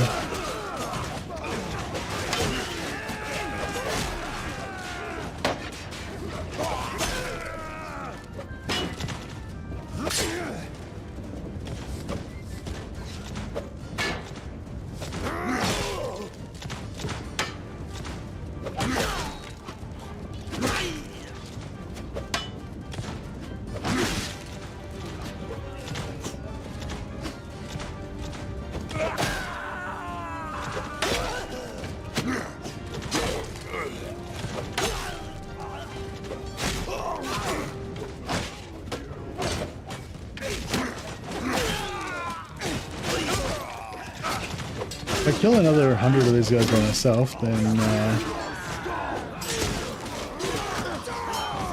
most people don't even do that. Yeah, well, yeah. I've done a bit of very easy minor modding, like just importing like 2D graphics stuff into games and importing skins that like are modified and stuff like that. But only in things that were like super easy to mod, you know. Yeah, I mean, I guess I've had enough experience to know that it must be really hard. And it must be like, and I can imagine it'll be infinitely harder in games that are much more complicated than the ones I worked on.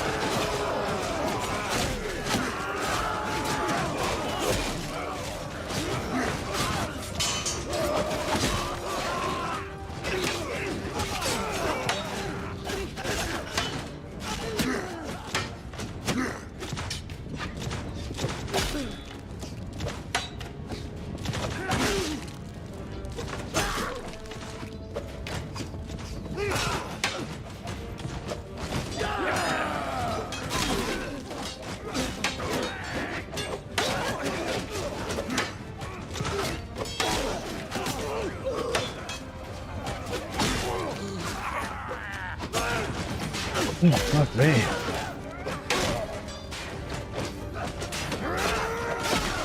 I feel like, yeah, it's like this sunk cost thing. It's like once you come this far, it's like you gotta keep going. I've already killed so many of these guys.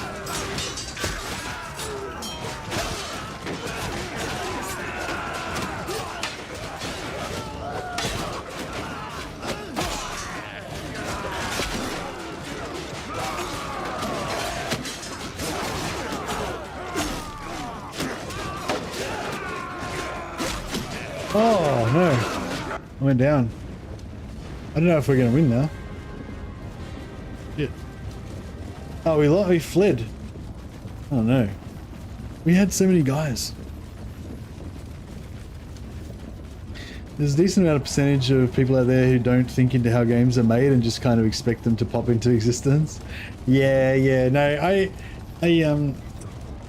yeah, no, I fully expect it to, I fully, expect the process to be slow and long, but yeah, like I said, I'm in it for the long haul. I feel like I just think this project has a really good chance of being really great, and like, yeah, just I feel like it's, a lot of mods, like they're popular for a while, but then there's some sort of internal political strife within the mod team, and it all breaks up, or then one or two key people leave, and then it kind of falls apart or whatever, and I think like that sort of stuff, any team has that chance of that happening.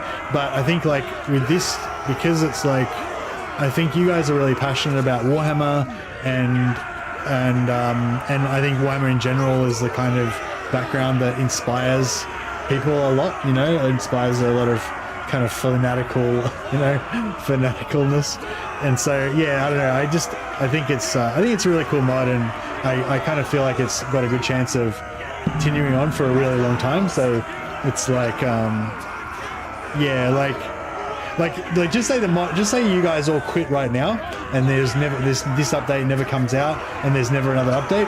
Like, I think people will still play this mod as it is now, probably would still play it for years, but it would be really sad, because it would never be what it should be, what it could be, you know what I mean? Like one day or whatever. But I think the cool thing is that I feel like it will just keep going. Like, I feel like you guys will just keep going. Maybe you'll leave the team, but somebody else will come and replace you, and I feel like it'll just keep going. And so if we just hang in there, it'll just get more and more awesome as time goes on. So yeah, I think it's pretty cool. But I've been having a lot of fun with it now. I think I'm probably getting almost to the point now where I've spent more hours playing Old Realms than I have playing vanilla. So you guys are definitely doing a good job. I always fluff Shaw's feathers so he keeps making models. Yeah, keep him pumped up.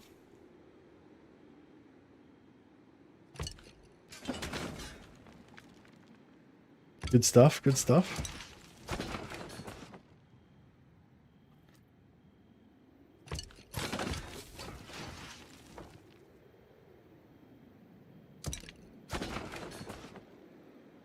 It's hard to hear over my guys screaming. Give him little massages in the break room. Nice. Sorry.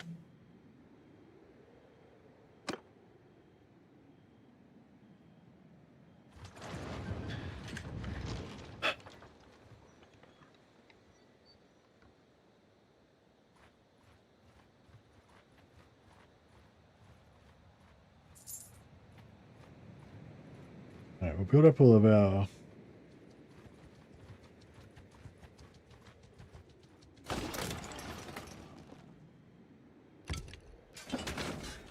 build up all of our catapults. Did we do a lot of damage just then? I'm not sure. Maybe.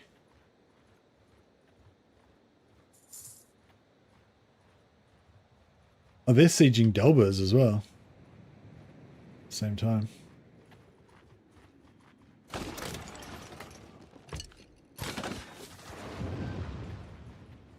feel like our catapults didn't do as well as they could have.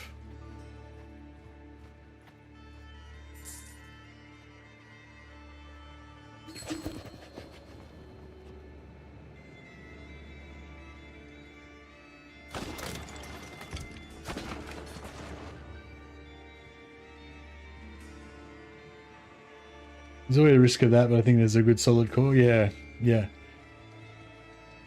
Yeah, no, I'm glad to hear it, and I think like, yeah, just the I think it's like the two things really.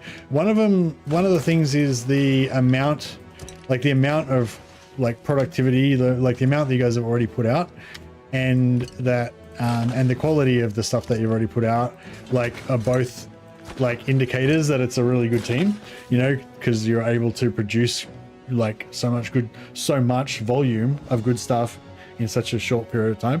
Like, so I feel like that sort of indicates that it's a really good team already. And yeah, like I said, I think just the fact that it's Warhammer, you guys are really, you know, really big fans of Warhammer, and there's like so many, I feel like Warhammer mods just in general have more legs than other types of mods because there's such a fanatical like fan base of people that are of fucking nerds that are into Warhammer, you know.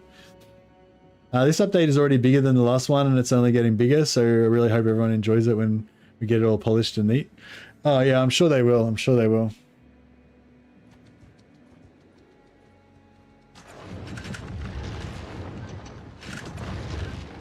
Warhammer nerds are nerdy as hell. That's right. Yeah, no, you can say it proudly. All right, we've got their, yeah, we've got our trebuchets have got the advantage now. We're just blasting their stuff. Oh, here we go. We've got reinforcements. Yeah, this time we'll have their walls down. If he could join us, did he just take over? He just fuck off. He just stole my siege again.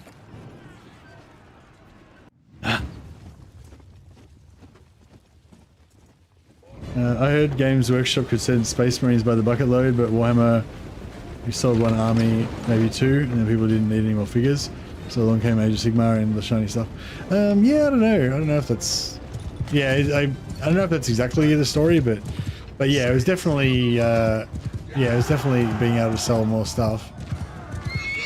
That's the core of it.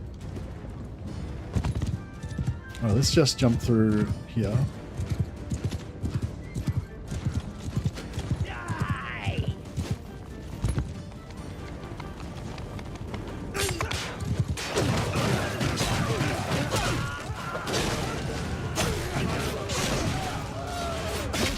Fuck. My dude's got all wizardy on it.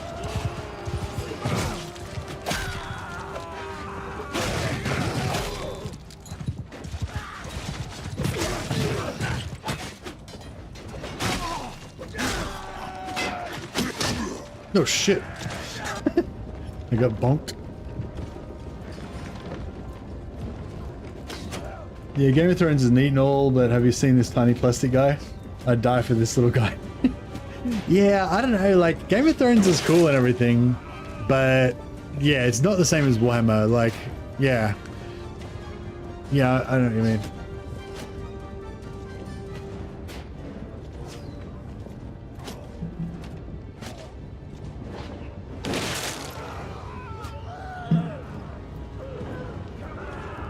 Like, Warhammer's just cool.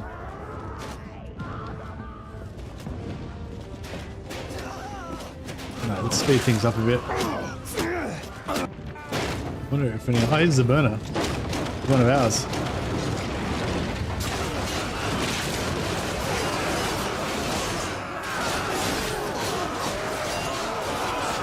Smite them, Zaberna.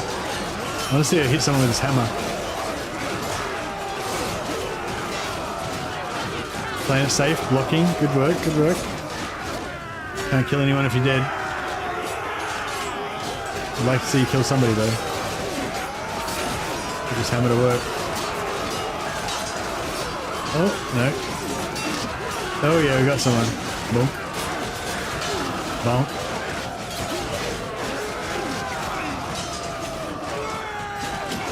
Oh, here we go. It's a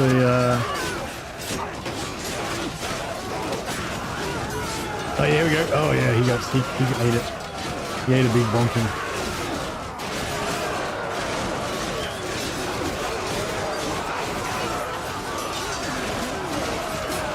That guy's already dead. She's beating guys that are already dead.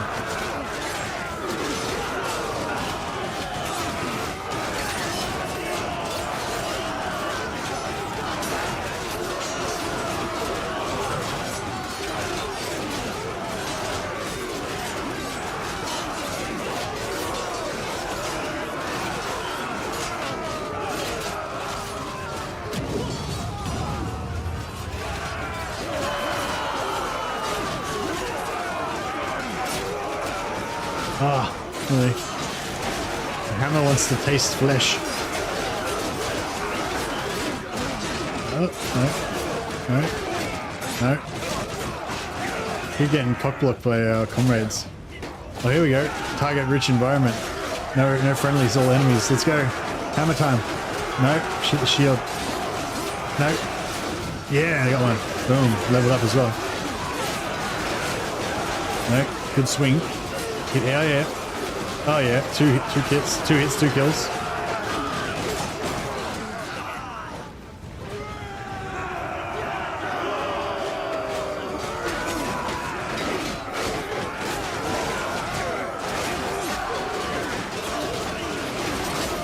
Oh yeah, smash. Satisfying. Get a swing in there. No.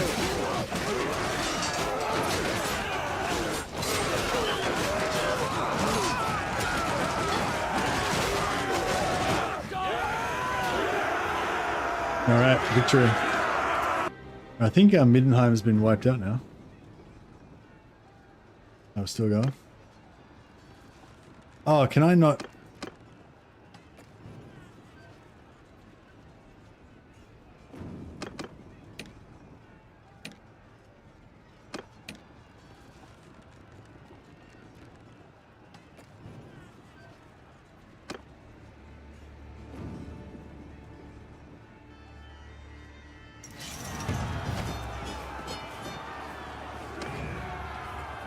Nice. Oh, we didn't get any noble captives.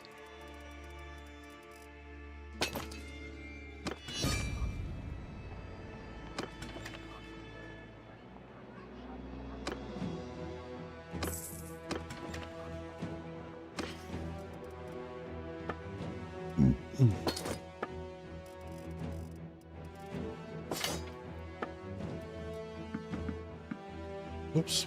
What armor have they got? Whether we sell it. Empire Lord armor. Yeah, no, we don't really want any of that. Oh, General boots. Yeah. Empire General's boots are really high armor.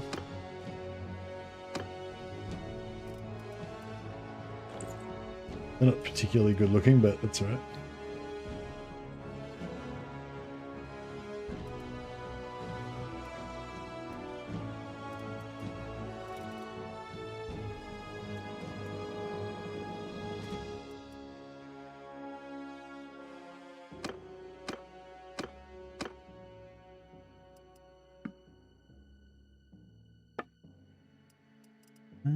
I felt like we were starving before, but oh, I guess we looted a bunch of food, so now we're good.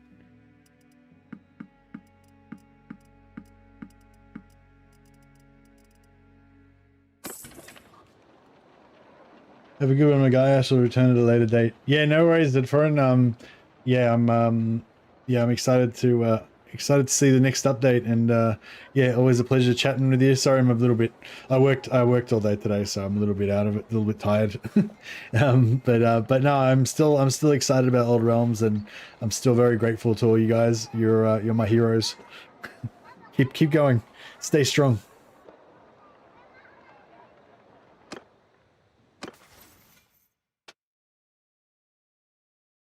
Oh yeah. Oh right, our athletics, we just went up this much in that one battle. So we get another point of vigor. We'll get 50% fall damage reduction. And we'll get 50% stagger resistance. So we can lay waste to our enemies.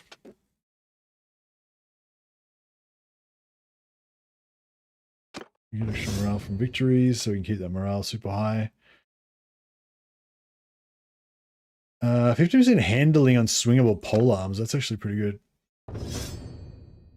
Right, our polearm can still go up a bit more, but it might be worthwhile to switch a bit to one-hander.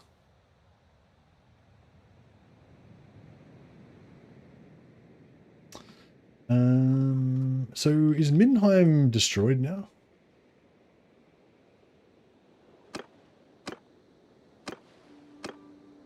Midland's no more yet. All right, cool. Well, I think our work here is done. We've kind of achieved everything we needed to achieve there. I guess we could declare war on someone else. Is influence is not like renown, is it? Like if we fight a low tier enemy, we still get the full influence, right? I'll just see if we got We it will resolved. trouble your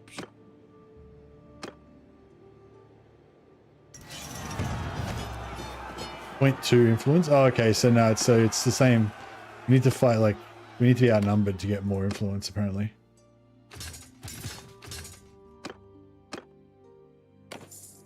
So I might disband this army.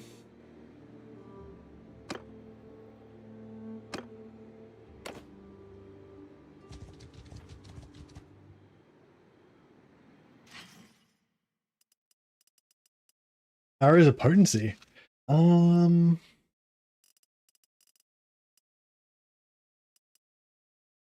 know, maybe I should switch back. I wish I could get those arrows of potency on my my other campaign, my sisters, my lady knights.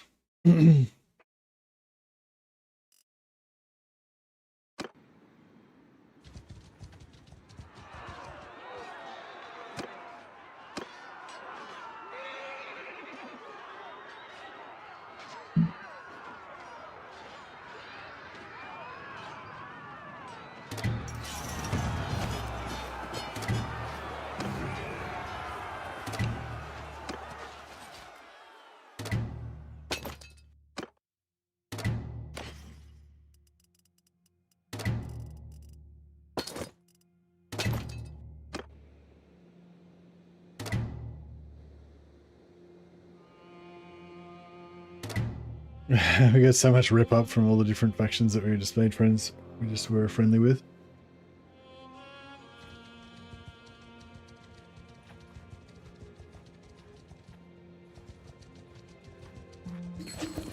We will trouble.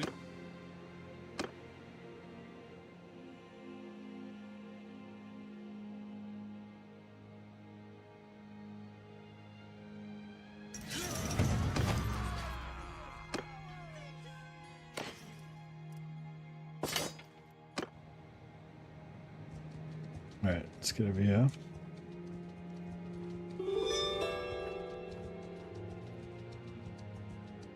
The von Bildhofen and Reichland have made peace. Oh, is the von Bildhofen like one of the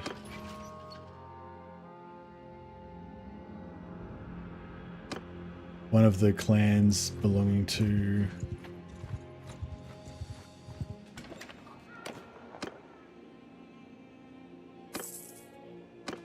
former Midland?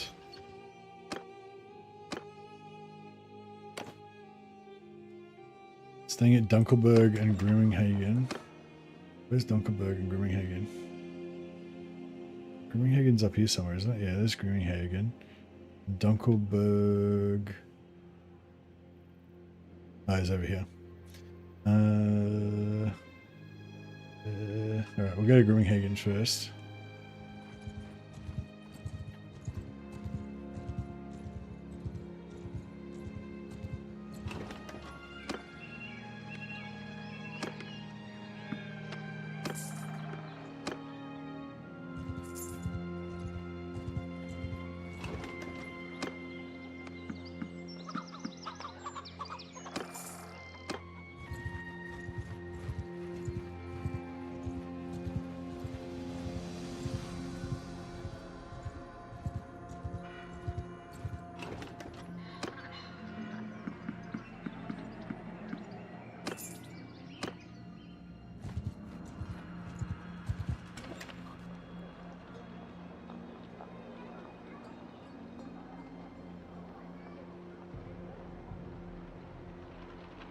Anyways, you've been playing a shit ton of Carl.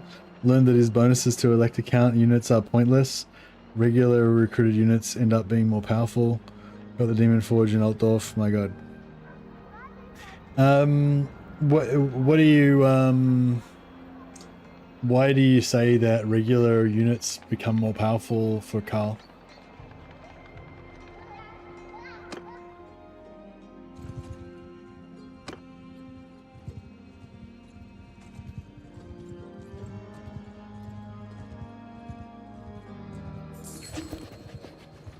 Is there a specific type of unit that you think is more powerful, or you just think all, like every other unit that's not, like you just think all regular units are better than the elect account units, essentially?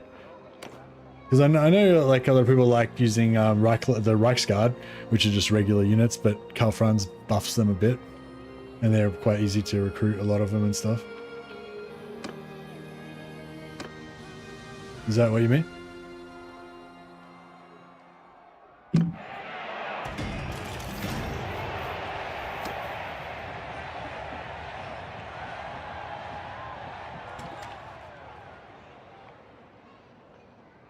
I mean, all the regiments of renown are pretty low tier units, apart from the, not the regiments of renown. The elect count units are all low tier units, except for the tank, I think.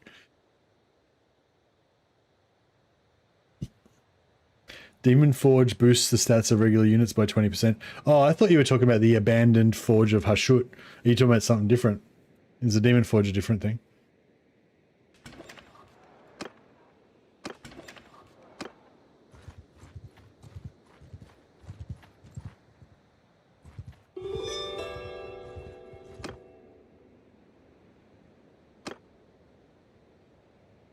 The Demon Forge of Hashut, I think, gives you plus 20 armor for units recruited in that province, but I don't think it boosts their other stats.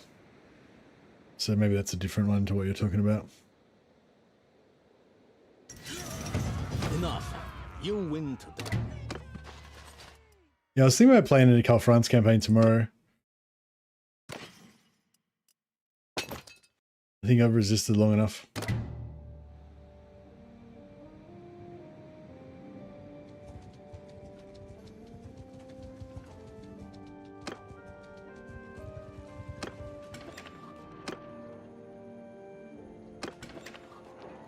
It's a different one, yeah. Yeah, so sorry, I didn't understand what you meant at first. So you didn't mean that regular troops are better than elect count troops for Karl Franz. You meant that regular troops are better when you have the Demon Forge, because it only buffs the regular units.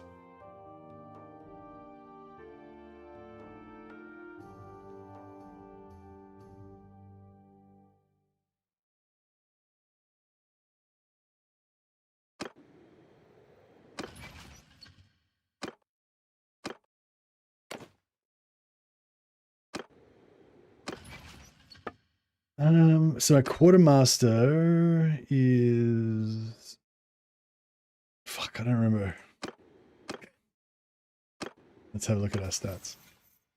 So Zjaro von Drasho is nothing. He doesn't have any particular thing. Zaberna is nothing. She's just a free agent.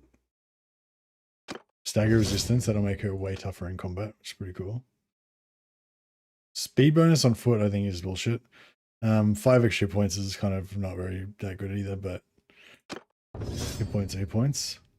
Give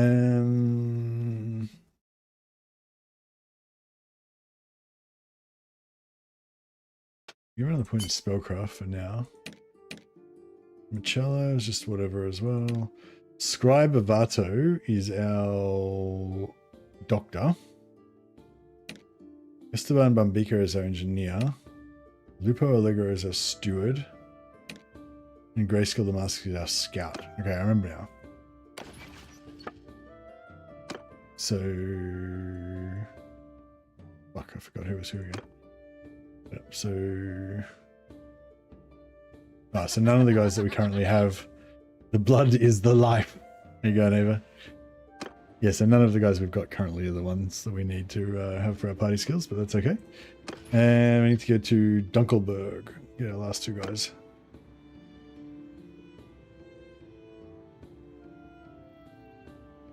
But yeah, I was thinking I'm probably going to be on for another, I don't know, 3 hours or so. I want to start a new Warhammer campaign, but I think I'm going to wait. I'm going to have a sleep, and then I'm going to start my new campaign tomorrow morning. So probably another 10 or 12 hours before Warhammer time.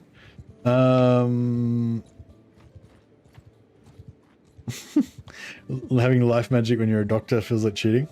It does, doesn't it? But yeah, so for the rest of this evening, I don't know whether I want to just keep playing this character and we keep working on his martial skills, start a new character, or maybe play some Mordheim, or maybe even Blood Bowl, I was thinking, but I don't know. Keep playing this campaign, don't start a new campaign. Good call, good call.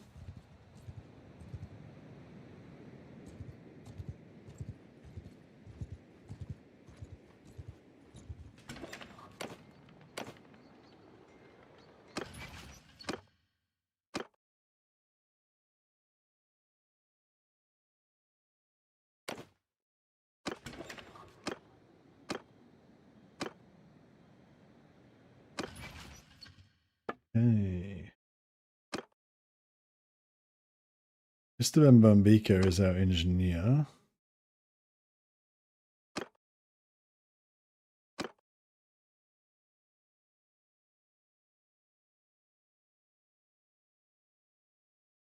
Scribe Vato is our surgeon.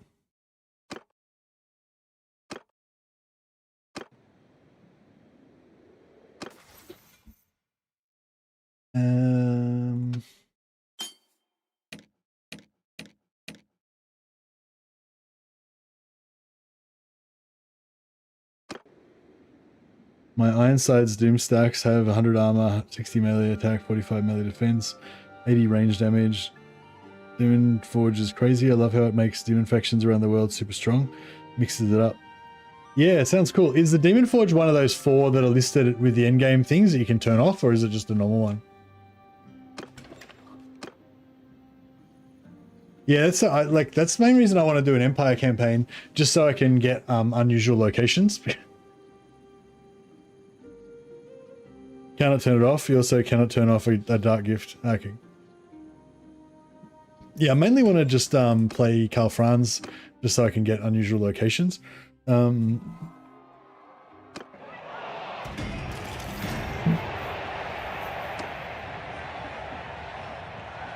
yeah, I'm trying to figure out how I can try to maximize my number of unusual locations. I feel like there's not really any way to maximize it other than just playing a lot of turns. Playing a lot of turns and trying to fight as few enemies as possible, apparently. Just stay in a smaller area. Because Vasily was saying the more triggers you unlock for different events, the less chance that you'll get an unusual location, basically, because there's more and more other locations in, more and more other potential events that can pop up. And I feel like I've kind of noticed that a little bit. I feel like you maybe tend to get more of them in the early game.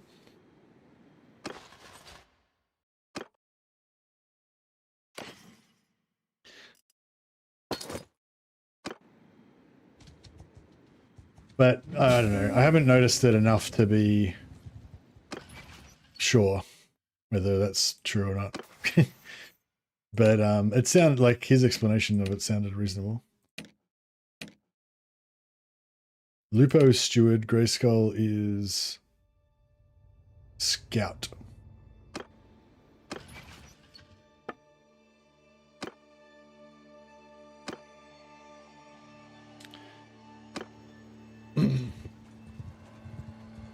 All right, so I think we've got all our dudes now.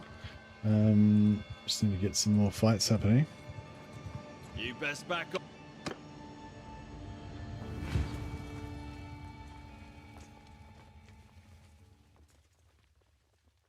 I'm ceasefire.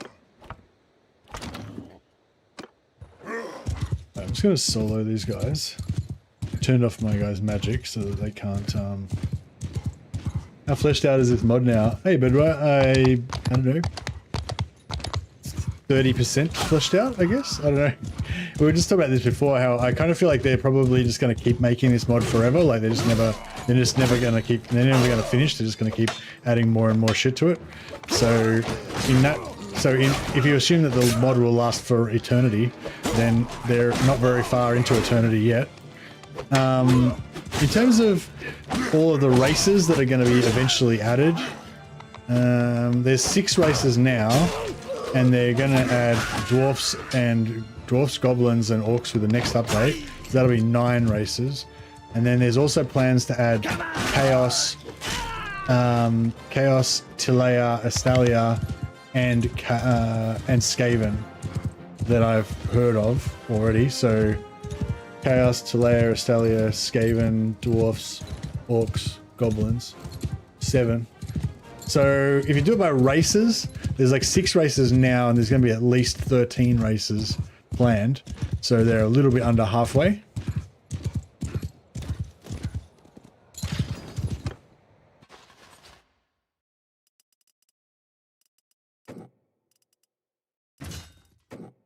But yeah, I don't know.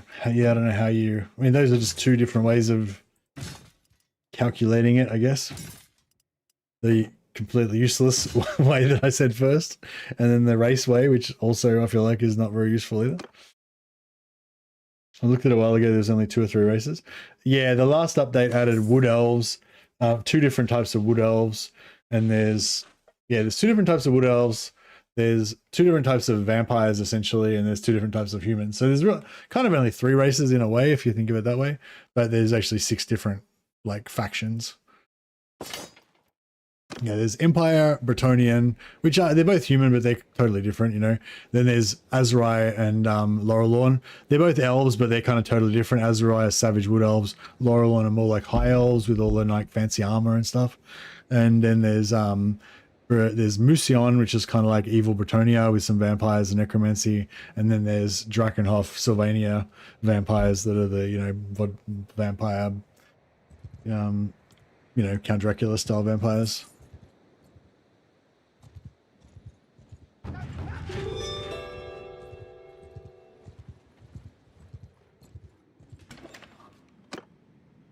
But yeah, I don't know. I feel like it's, yeah, I didn't bother playing it before the last update. After the last update, I feel like it's definitely worth playing. But I imagine it's going to get way, way, way better. You know, like, so yeah, that's, I mean, it's sort of a weird thing like that. It's like, it's really fun. I play it way more than any other, you know, I play it way more than vanilla at this stage. I've probably put hundreds of hours into this update of the mod so far. So it's very playable. It's very fun. There's a lot of stuff to explore. But at the same time, compared to what it's going to be like in, you know, 6 years from now, yeah, like there's going to be way more shit in it then, you know. So I don't know. How do you judge these things?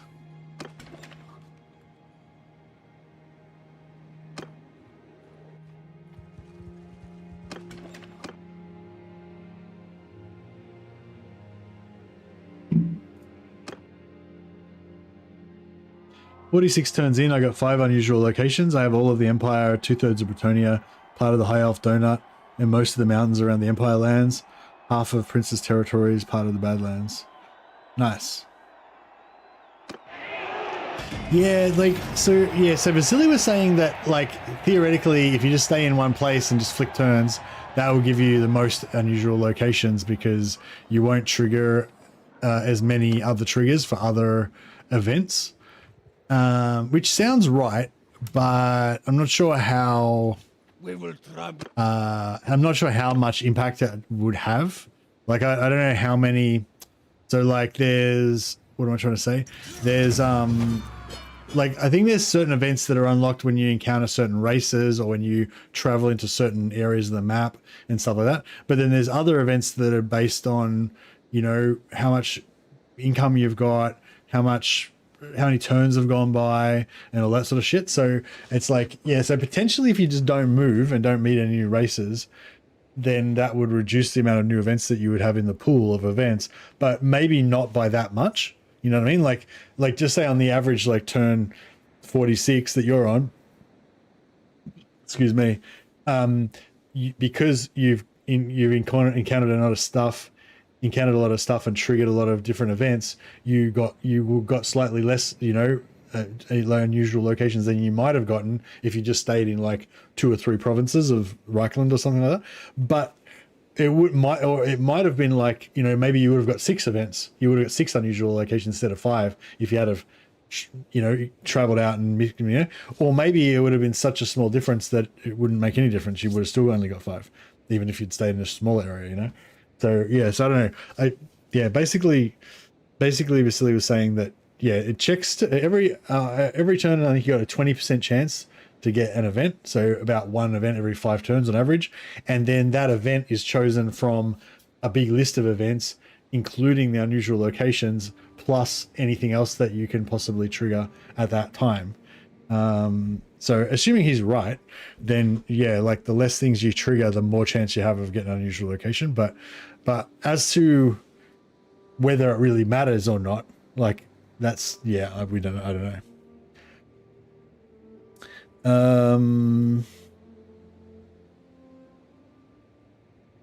They are adding runecrafting and enchantments, yes, to this old realms. Yeah,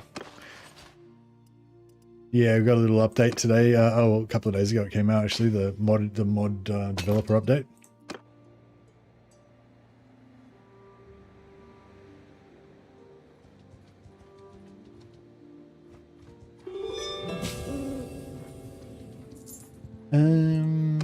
All right, so I think have we got everyone in the party now? 1 left to come. I'll just nuke these guys. We will trouble your puny.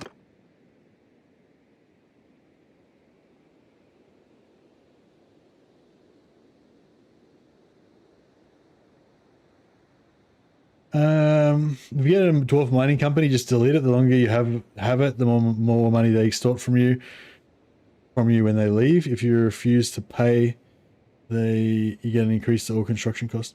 But don't you get a construction reduction? Oh no, isn't there a dwarf construction company or something, and you get construction reduced, cost reduced?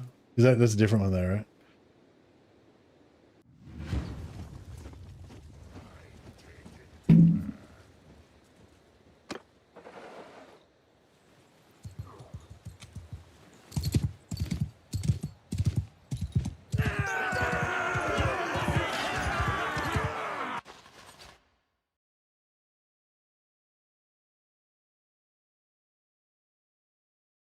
Hellbrute PvP. What's that? Where you play Hellbrute versus Hellbrute?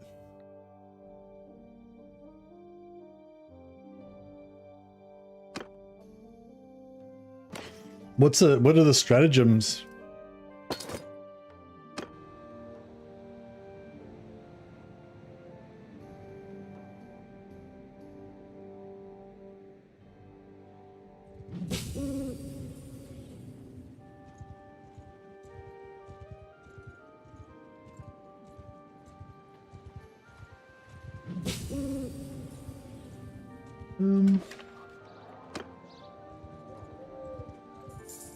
You can play both sides as chaos, and then you rush to capture the Hellbrute. The side that captures it gets to have a Hellbrute in their team, piloted by a player. Okay, cool.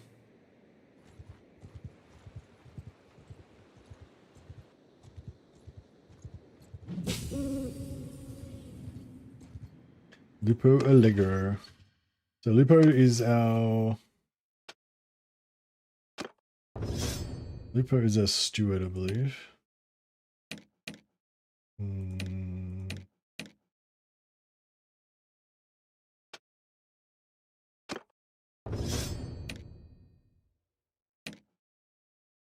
Yeah, Lupo is a steward.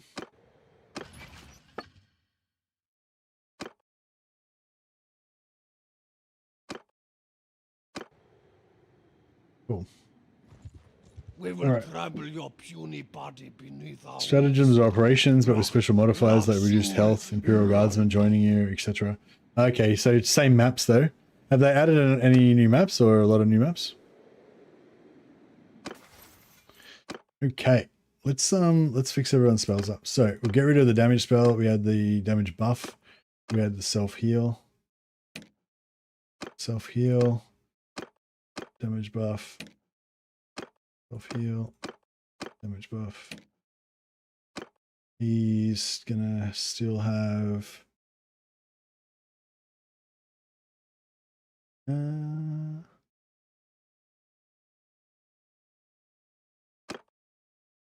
we'll go Buckskin End. Buckskin End heal. Self-heal. Damage buff. Heal. Damage buff. So this is a buff that gives him 20% extra physical damage for 35 seconds. Just give it to all of them. So they all can buff our combat ability. They've added like 5 operations or so. That's cool. Yeah, maybe I have to play some more Space Marines sometime. It's a bit shit though because I'm in Australia, so it's like most of you guys are in Europe or America, and so yeah, if I try and play with you, it's like super fucking laggy and stuff. So yeah, I have to play with like Halo or other Australian people. I think it's not too bad with American people, especially West Coast American people, but some can be pretty bad with European. Oh, it just, I don't know, it just depends, you know. I think it just depends actually, yeah. Sometimes it's not too bad. Just depends if you get a good pipeline or whatever. Yeah, it was, yeah, we had it, it wasn't too bad when we played. Yeah, it's just, yeah, it just depends, I think, you know. Okay, so I'm taking command. Go forth.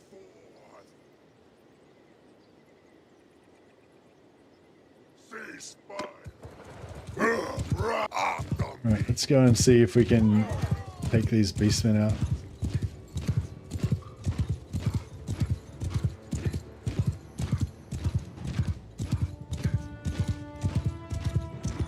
Alright, looks like they're coming up here somewhere.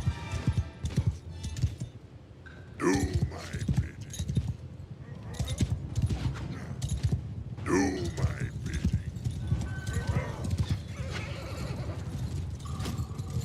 Get off your horses.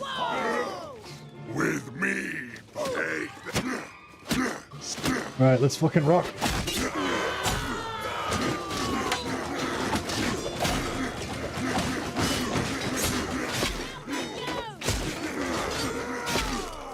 So this is just companion only. 7 guys versus 42 beastmen or something. Obviously our combat skills vastly outperform them. That's all their melee gone. We've got our physical resist buff on, plus I've got the red thirst, so I've probably got like, I don't know, 70-80% physical resistance.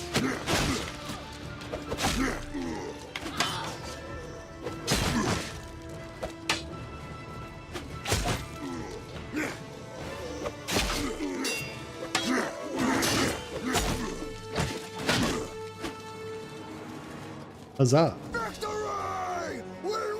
So now I want to do a bit more of this, just trying to solo as many dudes as we can with just our companions, and get all of our combat skills up. You can see all our combat skills, and some good XP there.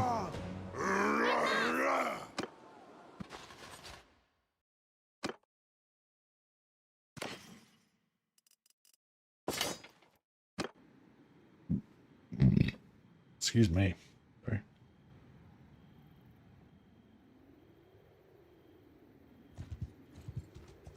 We will trample. I'm taking command. Go for ceasefire with me. Nope, same deal. See if we can take out this 36 or however many beastmen.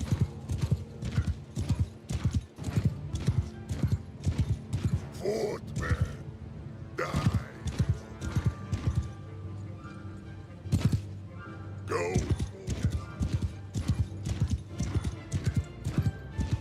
Right after.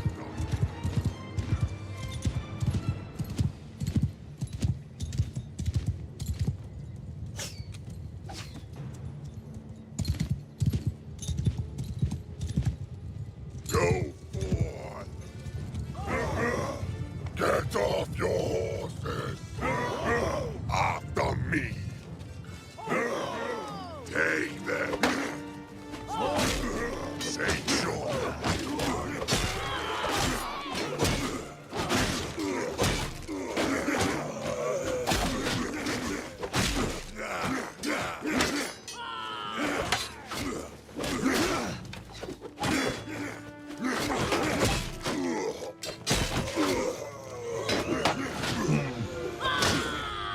Alright.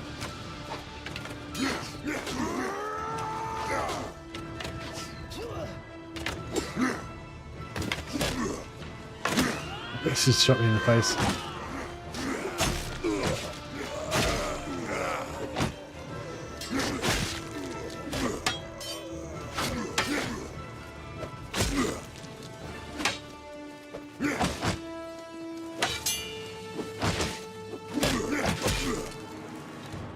Nice. Look at my team of gothic psychos with giant hammers.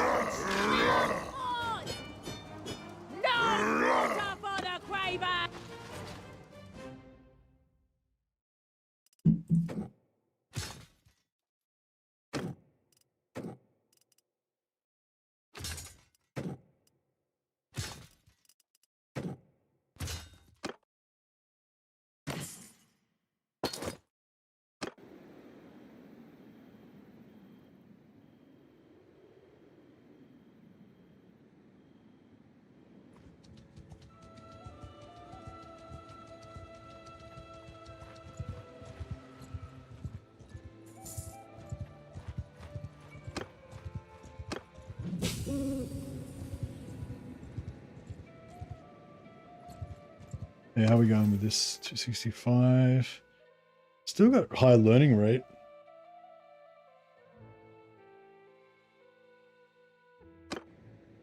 Yeah, I guess we'll keep going. We will We really need like a bigger team. Go for, cease with me. Right with me.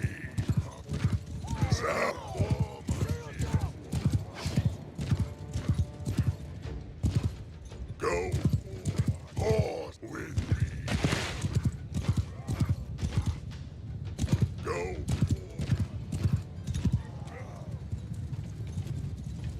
for. This man. Take that.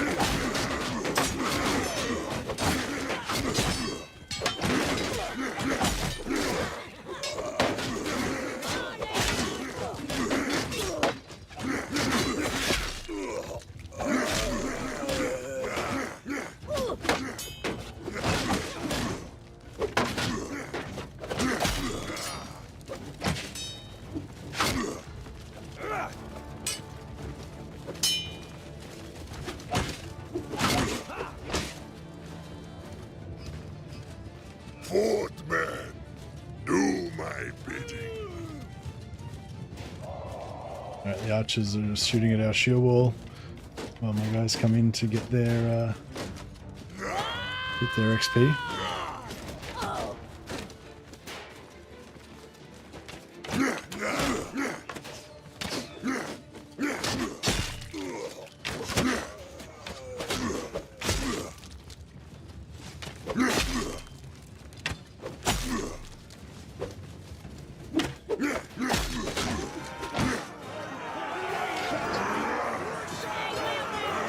One more point on polearm. I feel like one-hander is going to take a while to get up because it doesn't do that much damage.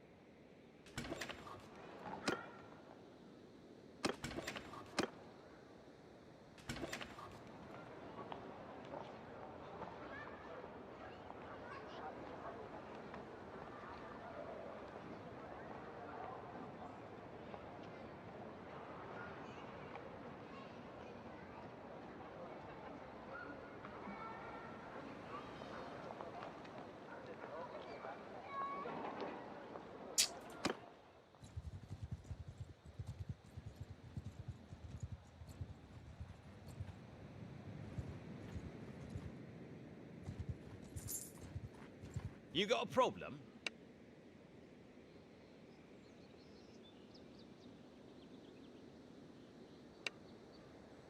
I don't know why I find that.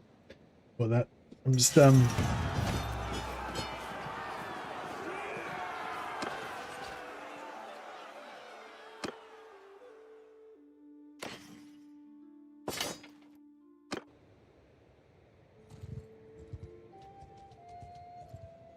Alright, this one should be good.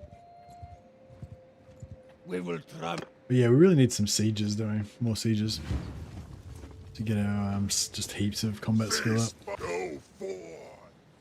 Go forward. Go forward. Take them down with me. Horseman with me.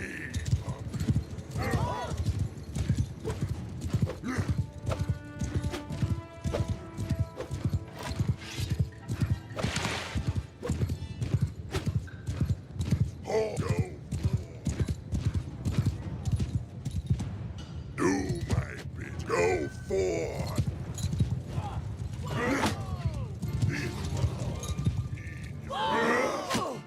Do my bidding. Just face fire.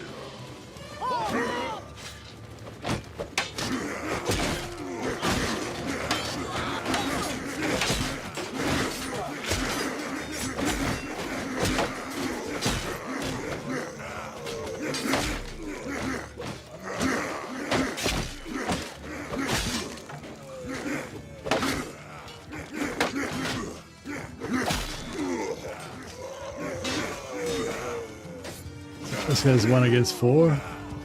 Oh, he went down. Weakling. He doesn't exemplify the martial skill required to be part of our game.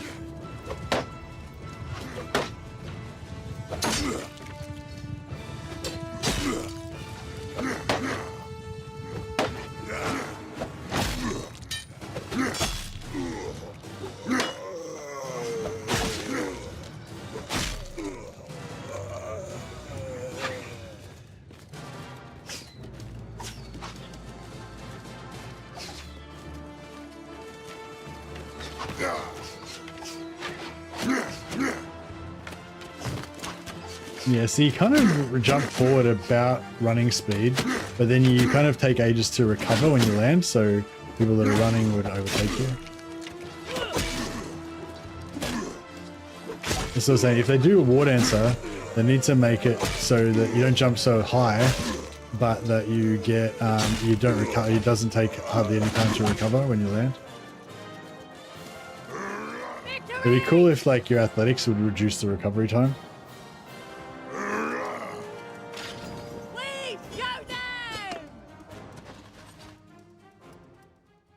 Actually, yeah, I wonder if high athletics makes you jump higher or faster with this. assume it. You'd assume it would, but maybe it's not really. I'm not sure if the vampire jump bonus is additive or like multiplicative or what. Give the war dancer 0 recovery time, like make them go straight into running again. Yeah, that's what I would like to see. Or, well, actually, I was going to say I'd like to see it modified by athletics. So your athletics would be like one of your primary skills for war dancer, and it would be like, yeah, it would make it so that maybe you have a little bit of a recovery time at first, but if your athletics gets high enough, you get it to the point where it's like 0, and then you can like jump around everywhere. That'd be cool. And oh yeah, it'd be cool if you could do like more normal jumps, and then you could also use your career ability, which was like a sort of a tacky jump where you could like kind of jump sideways and do a little flip as you like cut through people with your sword or whatever. And then that way you could like you'd have like this super like Super Mario, but you'd have like normal jumps that you could do in between, and then every few seconds you could do this like sideways a killing jump or something like that. You go straight into an attack upon landing. Yeah, actually, yeah, you want it to be straight. But that's what I'm saying. I wouldn't mind if you had to like build up your athletics to get it to that point. So once you get to like 330 athletics, then there's like zero break time at all. But like up until then, you might still have a fraction of a second or something. That way, I think a lot more stuff that like lets you work up towards it is okay.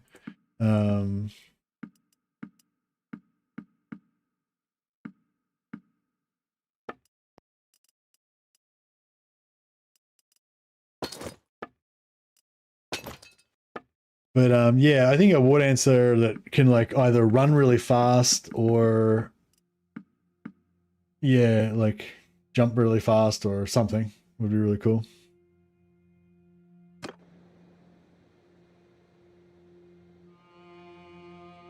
Could just make a really cool, like fun type of killing machine character, but that's more active and skill based, not such a brute blunt object like the Bretonnian Knight. Even though I fucking love the Bretonnian Knight, don't get me wrong. 307 maxi points now. What's up?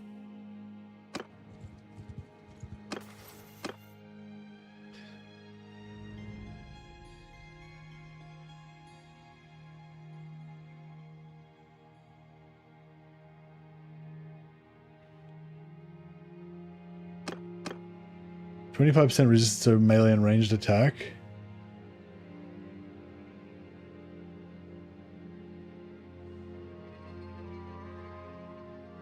So 25% physical resistance normally, and then on top of that we get the Red Fury physical resistance as well. Finally trying out the Lizardman changes. Yeah, nice.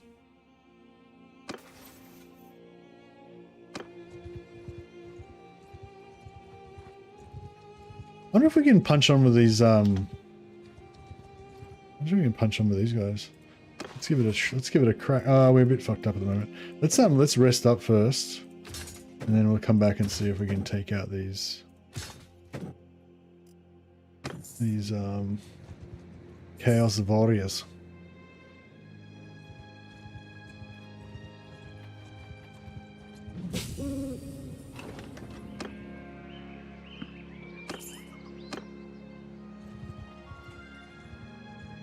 Yeah, the new tech tree for Lizardman is pretty cool, hey? I love it. I like how the new tech tree for Lizardman is just jam-packed full of cool stuff. It's not like you have to like try and look around for something that's actually good in the tree. It's just like every part of it's like got really cool shit.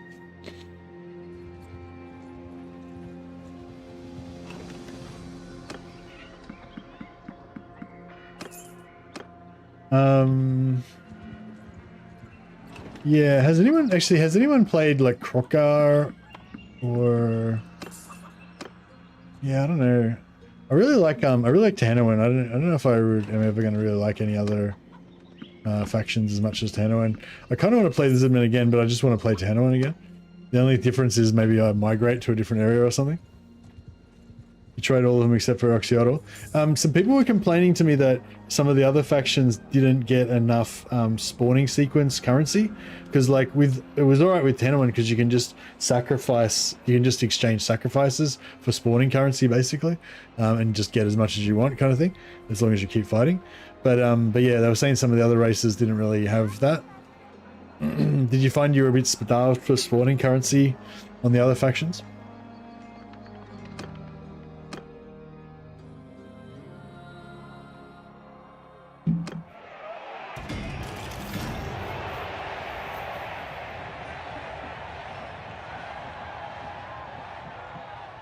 You get more missions as the other factions. Okay, but you still wouldn't get as much as you get as Tehenowan, right? Well, I suppose it depends how many fights you got. So, like, as you get later into the campaign with Tehenowan, you're just going to have more and more fights, more and more spawning sequence get constantly, you know, like, the bigger you get, the more you'll get. Whereas with missions, you only get, like, you know, one mission every few turns or whatever.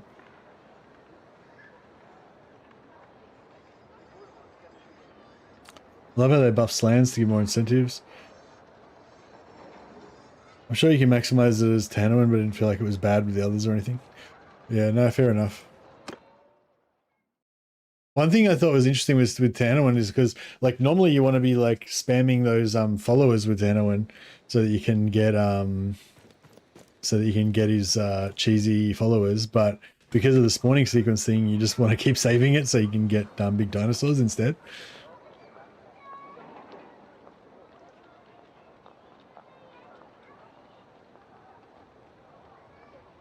I actually feel like I got more spawning sequence for the others because I constantly had a sequence mission going on. How much sequence were you getting for the sequence missions? I wish Saurus Scar Vets were tier 3. I think Saurus Scar Veterans are tier 3 if you play as Krokgar Yo-Yo. I think that might be his special thing. I'm not sure, I can't remember now.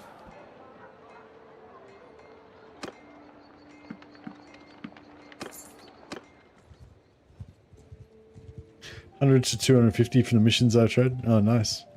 Okay, cool. So seems pretty, yeah, that seems pretty balanced. I mean, it'll probably get, I mean, yeah, like I said, when you get into the later game, I'm sure that Tehenowan would outstrip that once you got like fucking 20 armies everywhere, you know, just getting hundreds of, or thousands of sacrifices per turn. But yeah, in the earlier parts of the campaign, it'd be pretty similar. Maybe, oh yeah, maybe get more with the others in the early campaign. We will trouble you.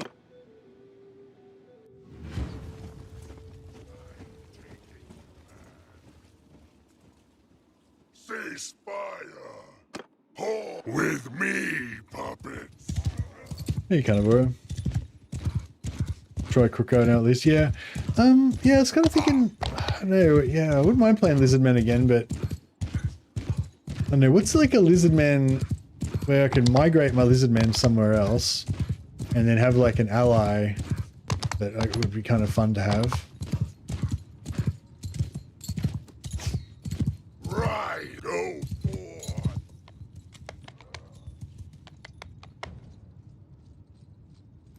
Krokgar is not actually a Saurus dude, he's a Scar Veteran dude. Scar Veterans are Sauruses, aren't they? I thought they were literally Sauruses.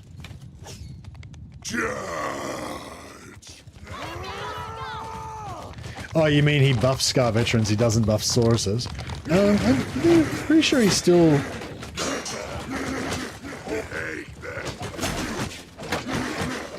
He still buffs Sauruses. But, I don't know, maybe you're right.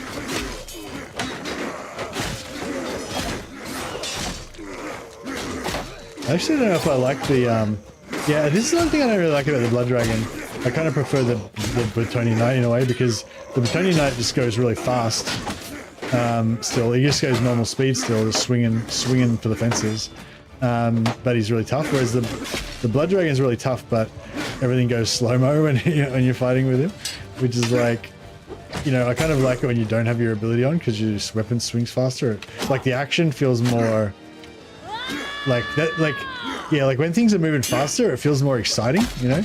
And when the, yeah, with the Bretonian Knight, you don't swing any faster, but you guys run 20% faster.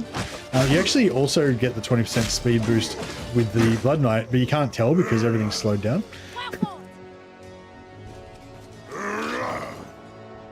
Crockguy gets 1 bonus to Saurus, which I think gives experience gain, but Gorok is better with infantry. Croc is all about heroes. I thought Crockguy used to get 50% upkeep reduction for Saurus, which is why he was the Saurus guy. But yeah, I think they might have got rid of that maybe, or maybe they put it into his skill tree so it's only his army or something. I can't remember. But yeah, he was always the Saurus guy. But yeah, maybe they changed it.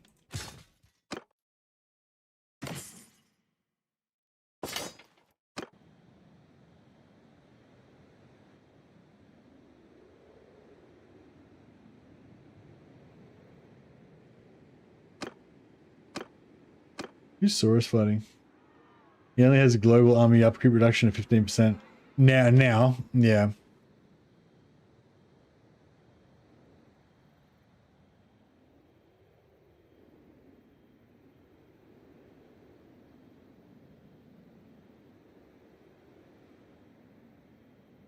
So, oh, we're fighting against our hated foes, the vampires.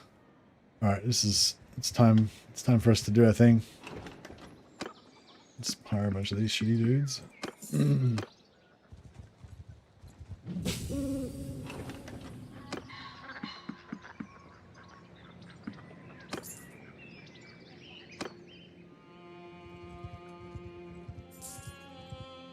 Grimgor was. Kick him in the nuts.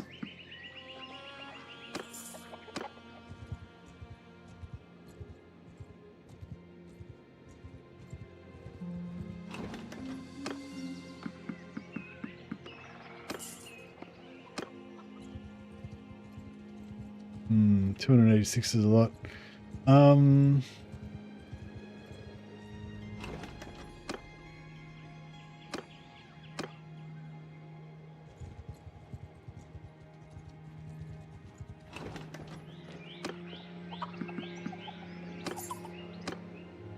But yeah, I kind of like the idea of Tehanoan with his little like lizard man war party, lizard man caravan, you know, like traveling through the desert or whatever, and going to the lands of the Empire or something. But yeah, I don't know. Maybe I should do like, yeah, maybe I should do like Tehanoan with like turn 10 Chaos Dwarf in game, so that we can just like easy level or whatever, so that we can use the portals and then just go through the portals to like the Empire or something. Oh, Empire would be orange for Lizardmen though, I imagine. Is there somewhere that's like that's cool that's like not that's green for Lizardmen? I suppose there isn't, probably.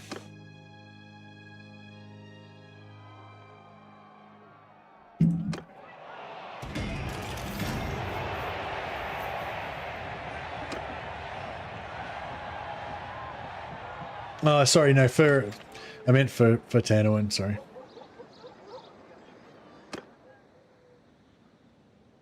Yeah, fuck Nakai.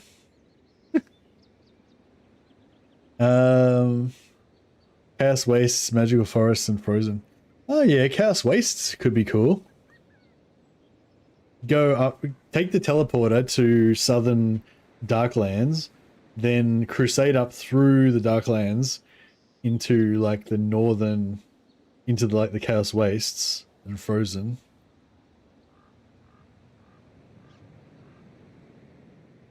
Dragon Isles, where Nurgle is. Yeah, that's a really cool place to live, actually. But I know it's a bit far away from, you know, the Empire.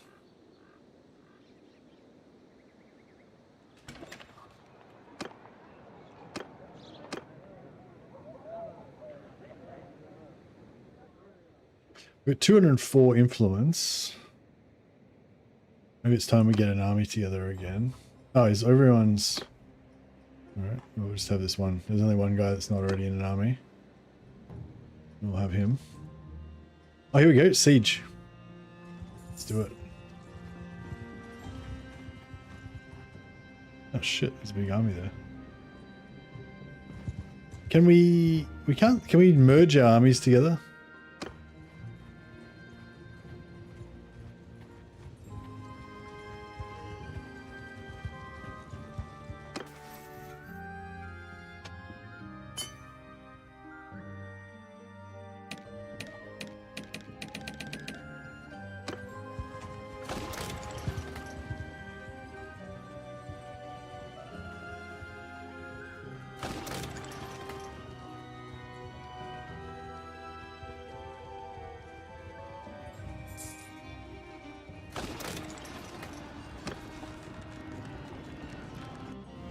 Let's go. Let's kick this pig.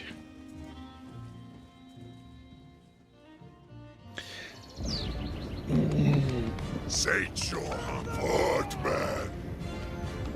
Saint. So I feel like I should be able to jump over the walls somewhere if I go to the right place. I'm not sure where that place is exactly. This looks pretty low. Some of these areas.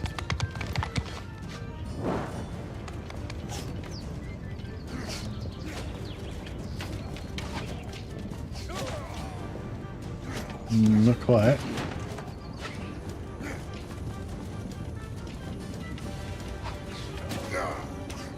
Oh yeah!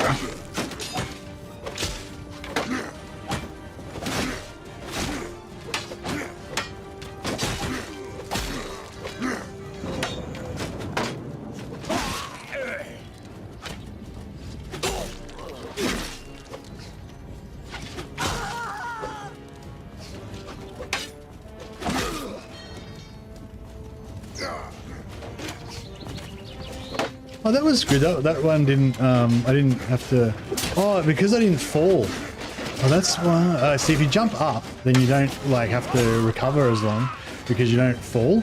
Like, you only have to do the recovery if you, like, shock absorb from a big height. But if you jump up, like, I just jumped up some stairs and I just landed, like, exactly, you know, there was no falling. I just kind of jumped up. And then I didn't have to... I could just straight away attack afterwards. Your walls mean nothing, yeah. That's it. Oh, here's my dudes. My dudes, they're in. Good work. Good work, lads.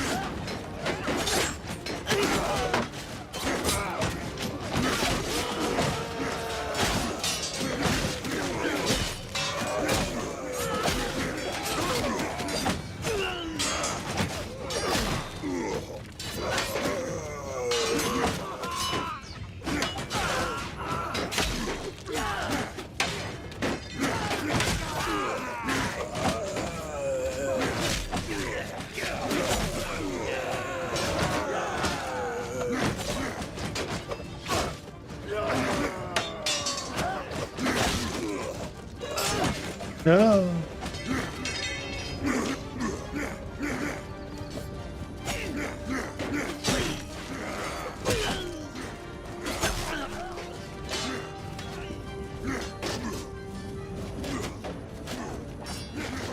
Hey, check this out. I'll jump up these stairs and there won't be as much of a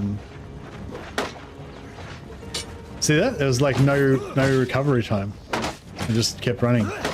Because yeah, it's only if you like jump straight up in the air and fall straight back down that you have to actually shock absorb. It's pretty cool.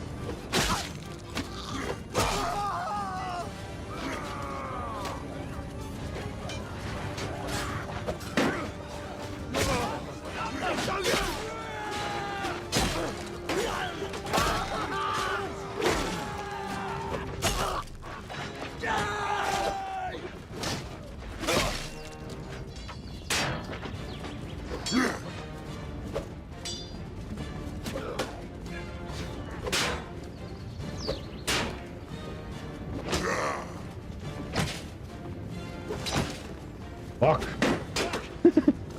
Fuck it.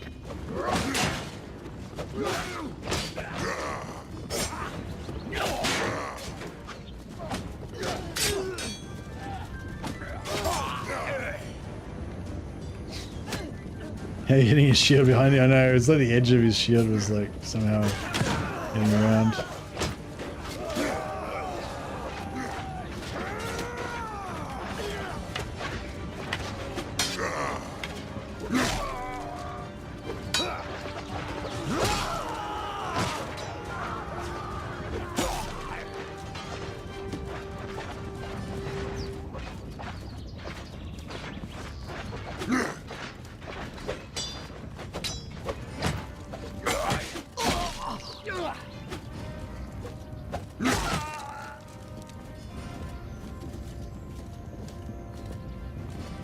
getting there.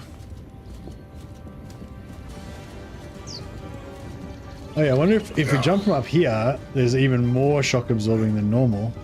So it might take even longer. Yeah, did that take even longer than normal? Yeah, that took a while, but then if I jump up the stairs here, you'll see there'll be like there's basically no delay at all.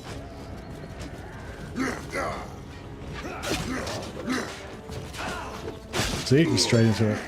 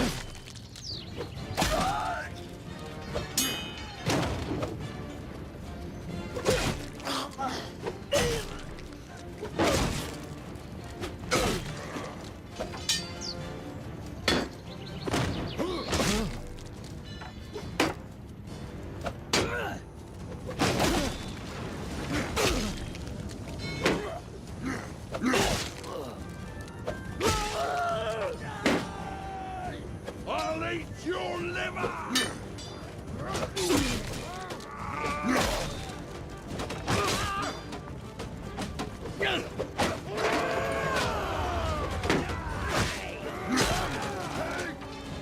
Who's that guy? Roland's Venator. Okay, I thought that was one of my guys.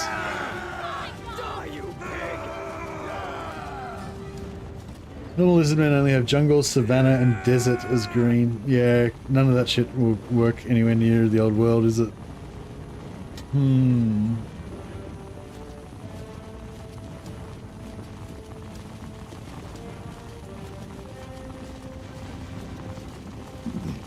Excuse me.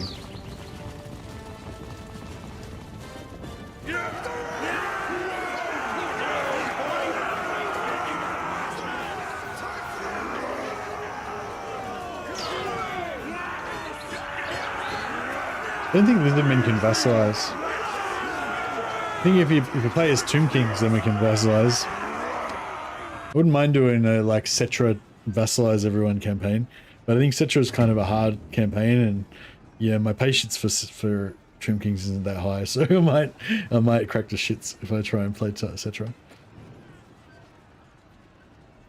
But yeah, I feel like it's been long enough since I played Karl Franz that I could have a nice Karl Franz campaign. I think I've earned it.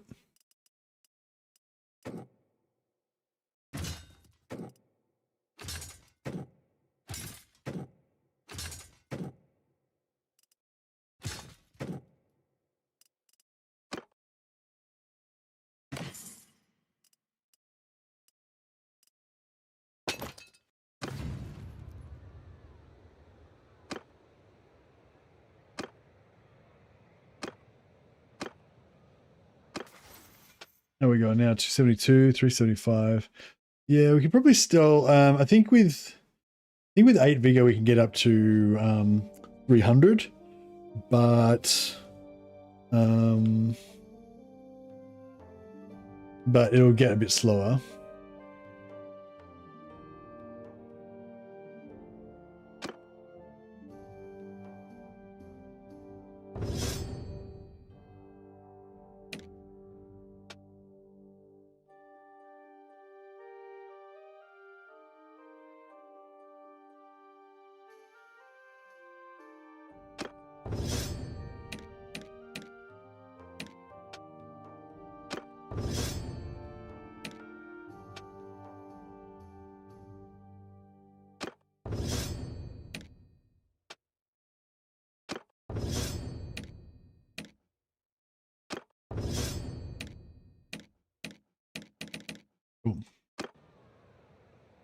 Maybe I'll do like one more fight with polearm and then we'll switch to two-hander. Not sure if I should go with You will die! I'm taking command.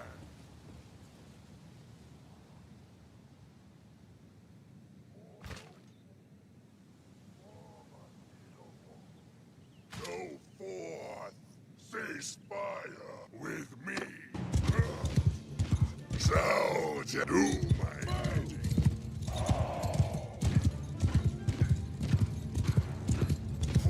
Go forth, close.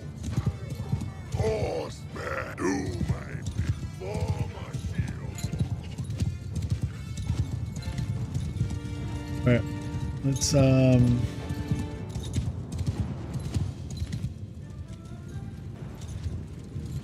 Get off your horses!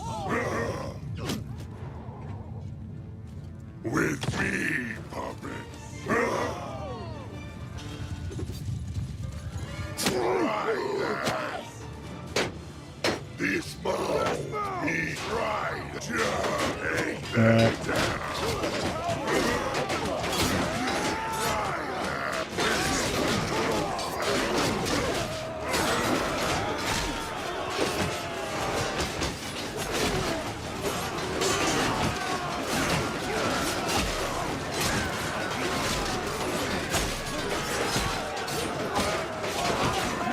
I feel like I'm on fucking steroids. Just going, I mean, like speed, just going crazy. Then when I pop this, this goes a bit slower. Feels, it kind of almost feels normal, the slow-mo speed now. So when I'm like just going crazy, it just seems like a bit too sped up or something. But yeah, our companions, oh, we just lost one of our companions, but they seem to be mostly doing alright.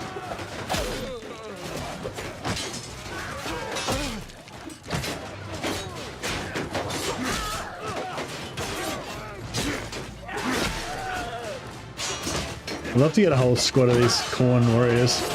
Like the quality of the quality of it is probably maybe not quite as good as the like Undivided, but they still, I think overall they just look cool. Like the red's really nice, the red coloring and the brass, red and brass coloring is really cool.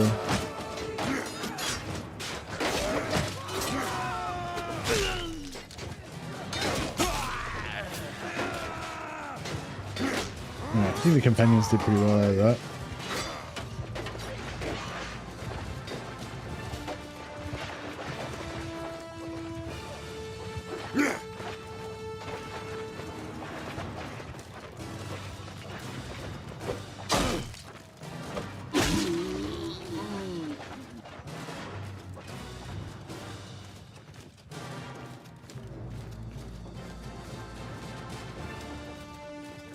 Should do a naked there's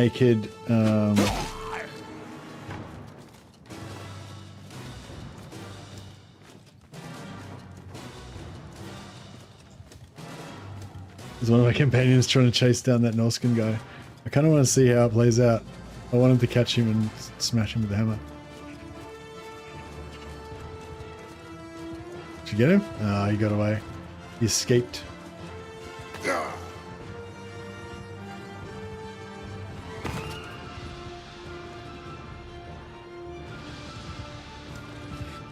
So, sate your hunger. He tried Krokgar. Yeah. I noticed unintended consequences for latest Lizardman changes. I tried playing a Skrulk and got my starting battle versus a 4th spawning Battletoad and pretty much nothing could touch him. I managed to army loss him, but then I couldn't even catch him thanks to his Strider perk as he floated off the map. Yeah, so you reckon that is it always is the starting enemy always a Slan, or is it a random Lord type?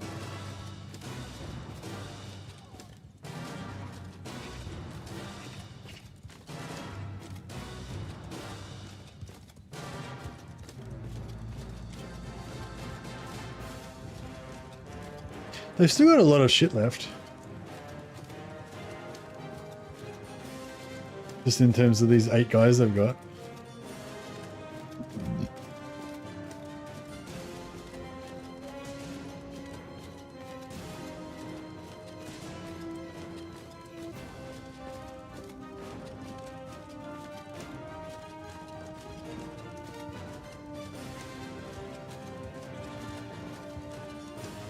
But yeah, I feel like the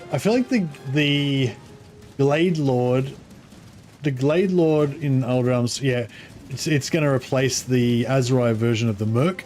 So I feel like that's cool, as the Glade Lord can be their kind of like generalist warrior sort of guy, who's a hybrid archer melee, and sort of buffing troops and be like a bit of an army leader, that kind of stuff. But then I think that the Wood Elves still need their like top tier, like full on combat career, like equivalent to the Blood Dragon or the Bretonnian Knight or the Musion Knight, which are all just like, you know, dudes that can solo whole armies by themselves, you know. So yeah, I feel like the War Dancer concept would be pretty sweet. To hell with you! But yeah, I don't really like the Blood Dragon, how the Blood Dragon slows down time, like how I'm going right now. It is cool, but like I don't mind it. But but I like the Bretonnian Knight better because he makes it go faster instead of slower, and it makes it more exciting. So yeah, I hope that the Wood Elf is like fast as well, just fucking jumping around everywhere. That'd be cool. The day is up!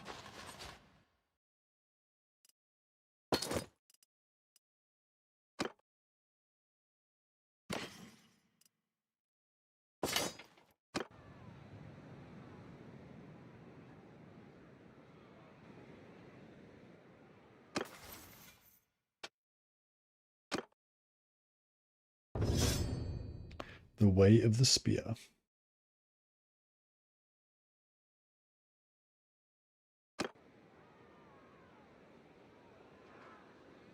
Yeah, so I feel like now we were to make a two-handed weapon.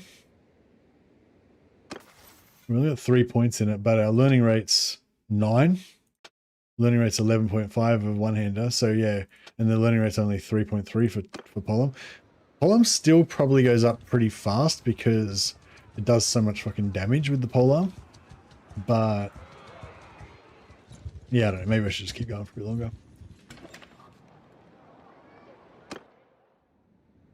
But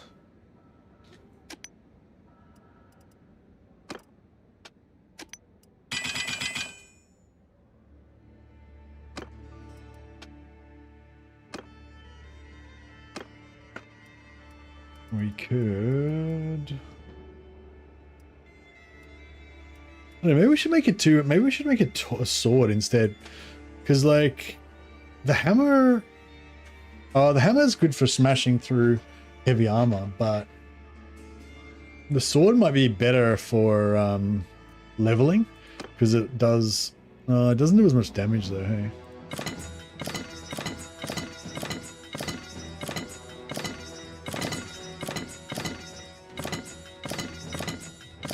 Have we not got the tier 6? No, I don't think we've got the tier 6 blade unlocked.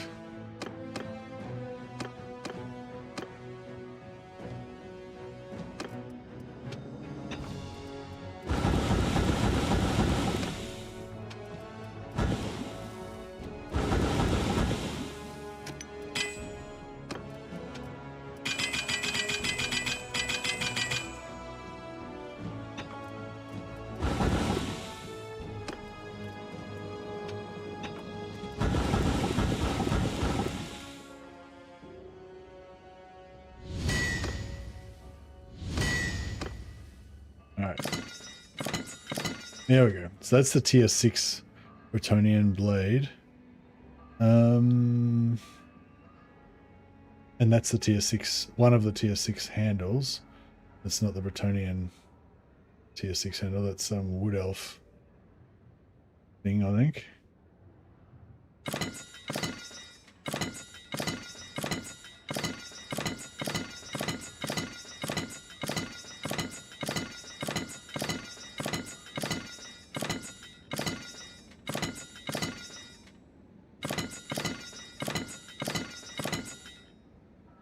It's tier 6 handle and tier 6 pommel. Fuck work, playing Tor while watching Mercy play Tor. Living the dream.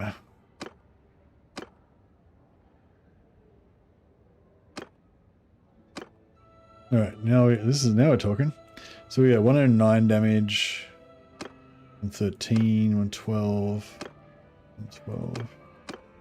We just want the heaviest damage we can get. 113, 111.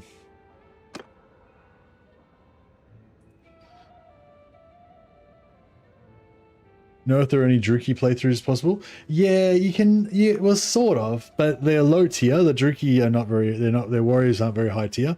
But yeah, I wouldn't mind doing another Druki playthrough maybe.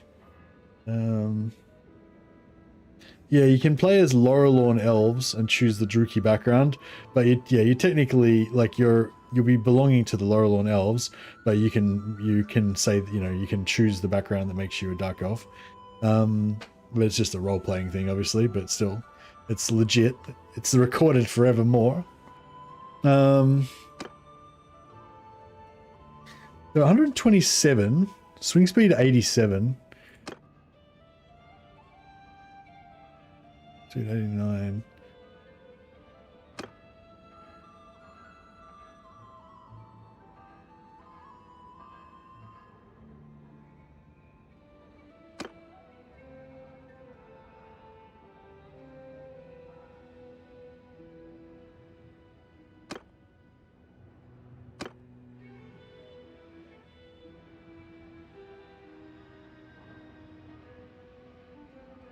Do 90.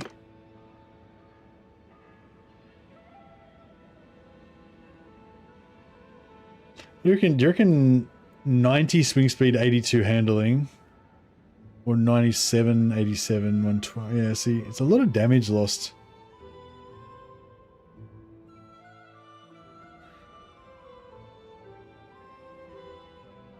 What's the playthrough that you had in Tor that you liked the most? I don't know. I've had a lot that I've enjoyed a lot, but I think like the Bretonnian Knight playthroughs are the most fun.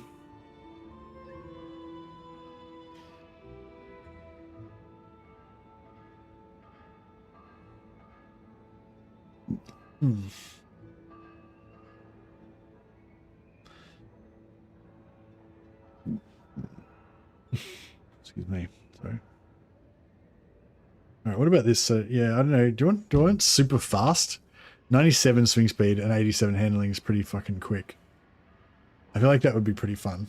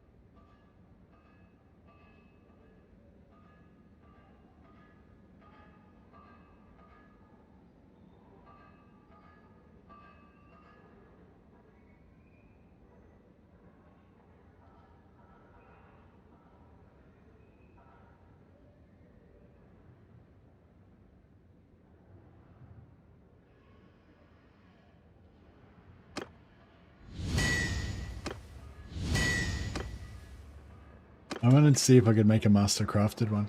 I feel like I should be able to make a legendary one if I'm lucky enough. I found the vampire boring to play in Warhammer 3. Love them in the old realms. In Warhammer 3 I hate Bretonnia. How fun is it there? Well yeah, that's what I'm saying. The Bretonnian Knight is probably my favourite. Although I usually play him as a chaos, as a champion of chaos.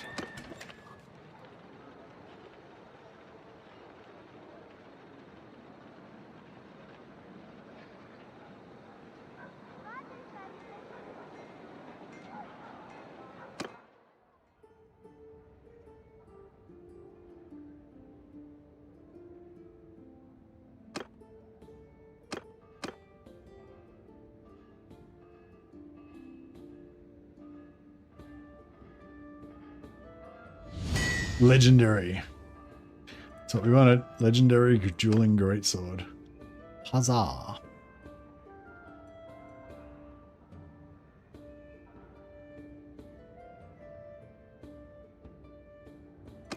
What's unique about the Bretonnian Knight career? The Bretonnian, in a nutshell, the Bretonnian Knight career, when they get to rank 4, they get 10 extra companions. So instead of having like 7 to 9 companions, you can have, you know, 19 companions.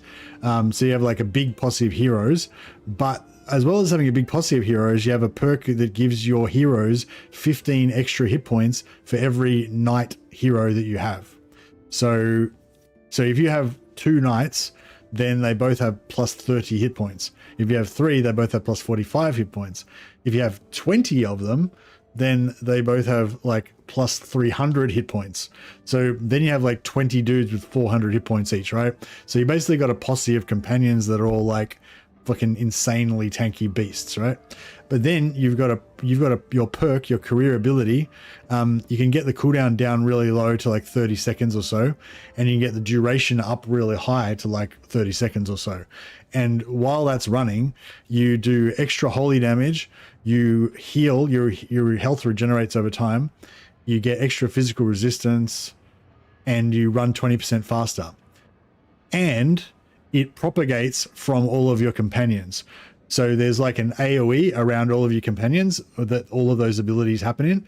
And if they're standing together, they overlap. So instead of the healing just healing you a little bit, if you got 20 of you guys all together, then it heals you like 20 times as much.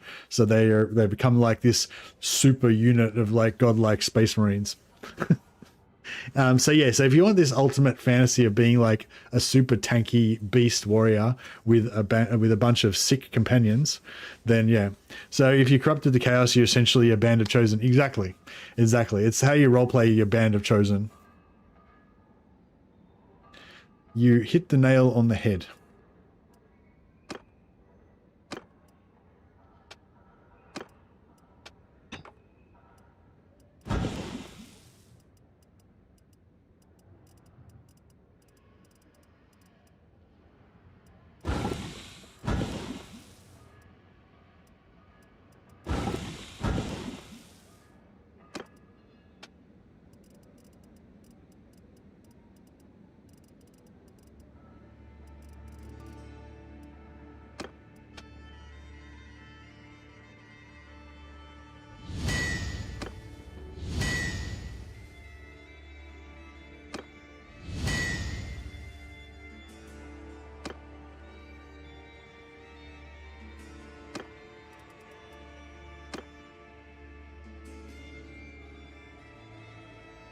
Just gotta go to the bathroom. I'll see you back in a sec.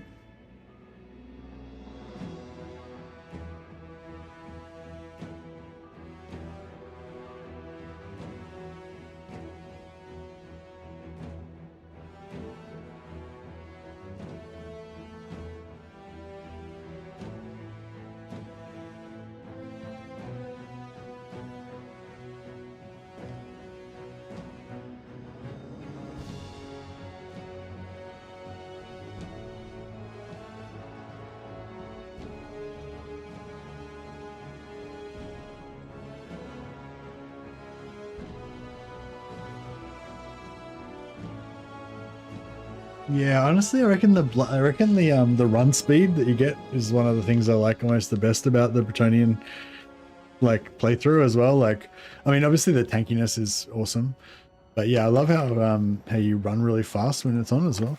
And when you get really, and you want to max out your athletics as well, so you tend to just run super fast, and it's really fun.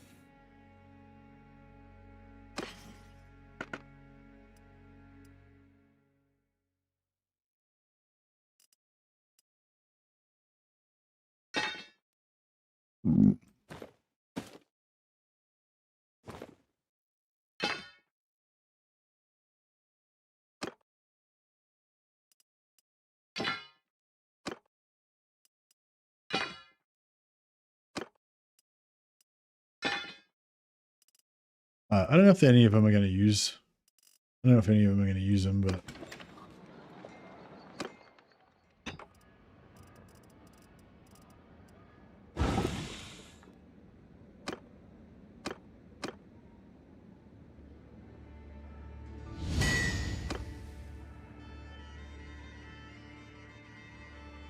Running super fast with a female character and some two-handed weapons looks really funny. What? Yeah, what? Why do you say that? What's funny about it?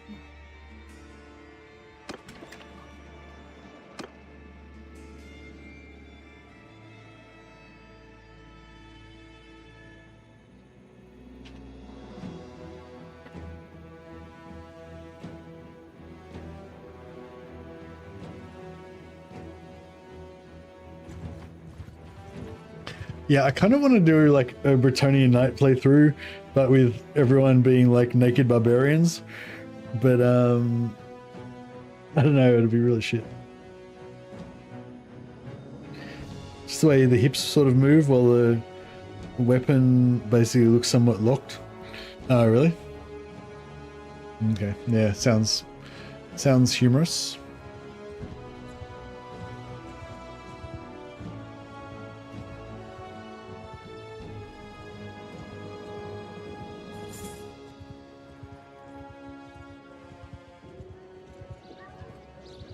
Yeah, these guys. This is We will trouble.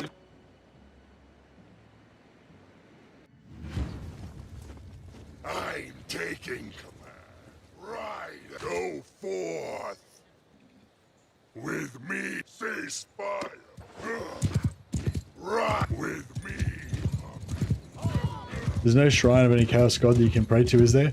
Well, as a Bretonnian knight, you can pray to any shrine that you want. But yeah, there's no chaos ones. But I usually just say that my guy is defiling the shrines. I just roleplay that he goes to places that the other races hold to be holy, specifically so they can defile them. And whenever I pray, I'm you know, urinating in the Sigmar fountain and stuff like that. This mouth in your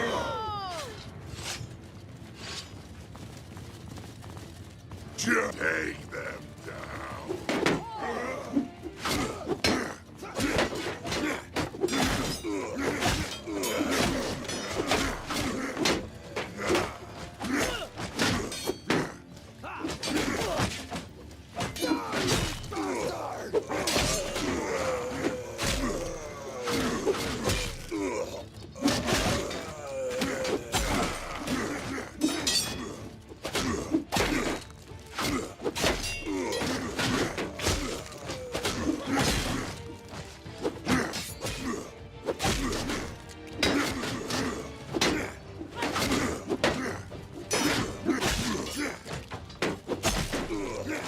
Yes, it's like, I don't know.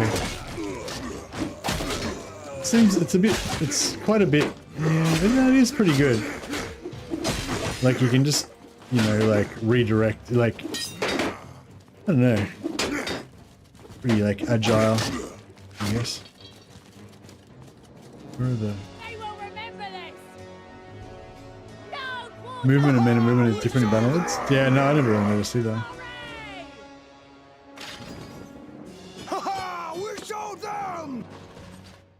You can tell your companions not to shoot magic. Yeah, F4, hold fire.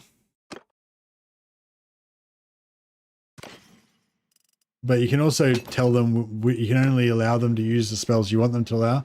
So my companions currently have all their damage spells turned off. They're only using buff spells. So yeah, so they won't nuke the enemies. Normally they would just delete, the enemies would just all get blown up in like 2 seconds. But we don't learn any combat skills that way.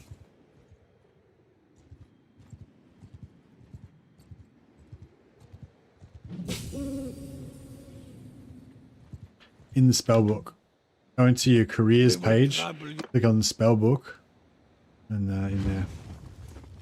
I'm taking command.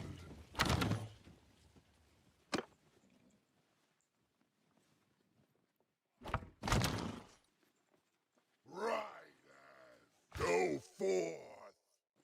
Footmen, go forth. Form a shield wall. Form square. Right as. Go forth. Form a shield wall. Go forth. Form a shield wall. Get off your horses. Right. Cease fire. Right with me, puppet.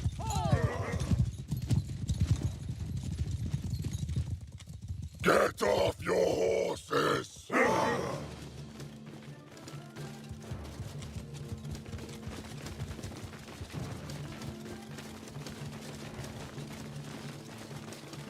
Yeah, they're all choosing to use their hammers. Some of them have got two-handed swords, but they prefer the hammers. I mean, honestly, I don't blame them. Alright, so the job of these guys here, these guys are just to be tanks. So they're just going to absorb, and we're going to just hide behind them. And then as soon as the enemies get close... Take them down. Saint your hunt.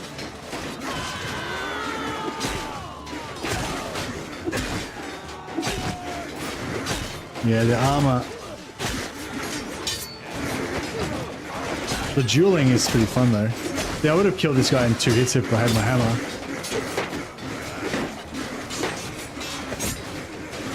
On everyone else, the sword's pretty cool, but on the high armor minotaurs, it's like, you gotta get the hammer. So I want to put my perk on so I get the damage reduction and stuff, but like the speed...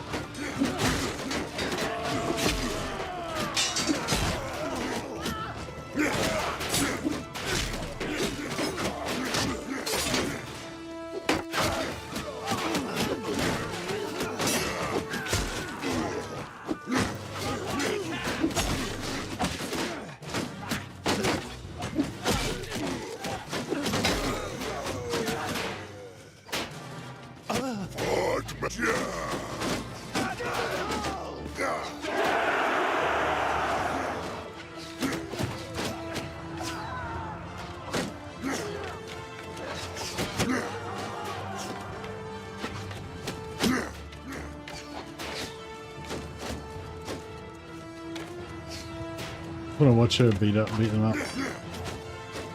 Ah.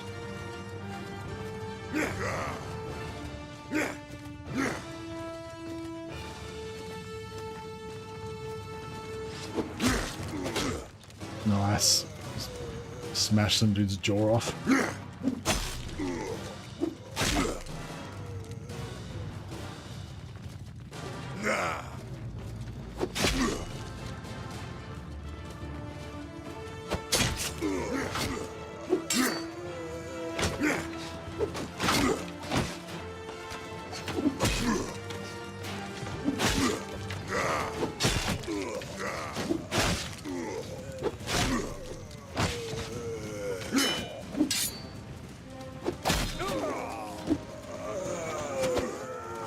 Missed. 670 damage. Look at the thrust.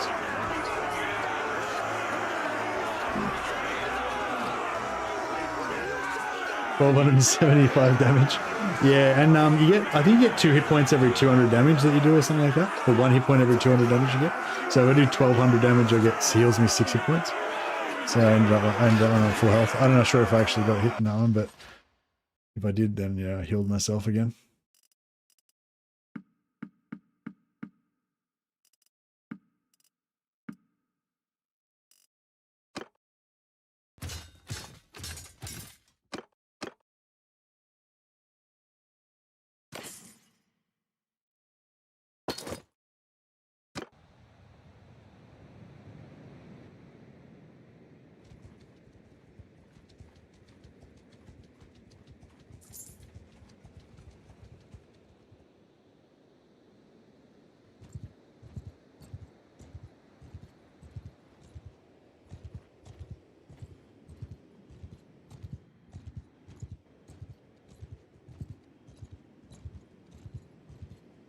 But yeah, I think I might jump onto a little bit of Mordheim before bed.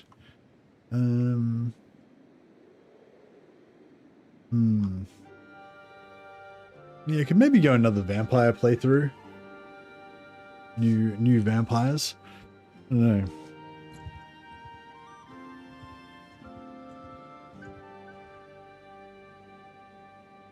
Mordheim as the Gladiator Draconis. Yeah, that could be cool. But you can't. There's no troops though. So we'd have like no. Just have like no troops. But we can't really have no troops though. So what would we? What would our henchmen be? I guess we could just use ghouls as henchmen. The ghouls can be kind of warriors, I guess. Because you have to have at least you have to have at least 4 guys that go into the battles. I suppose we could just start on. We could start on tier 5, and just go like companion only. Yeah, just go like Lord, 2 thralls, and 2 dregs. Just have like only companions. Although actually, well, we could do the thing where you you have the troops as well, but you just don't use them. Like they're just like dead. That could be fun.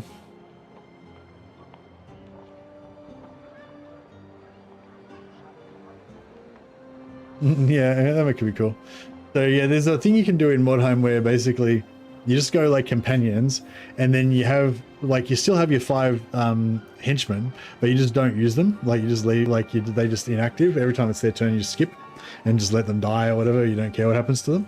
And it works with vampires because they're the skeletons don't have any, the zombies don't have any impact to morale, so they can literally all die and it won't affect you at all.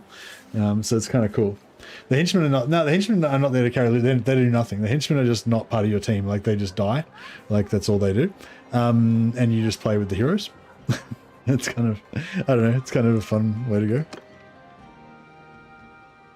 But if you don't actually bring in the henchmen, then you don't have as many enemies to kill.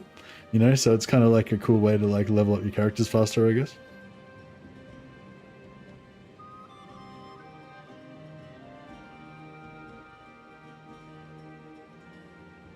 So basically like using only heroes.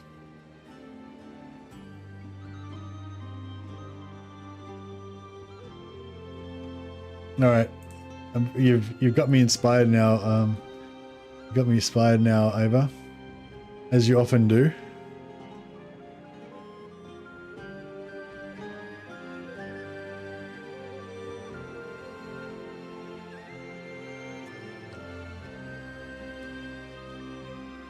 I'm just gonna quickly make up a thumbnail.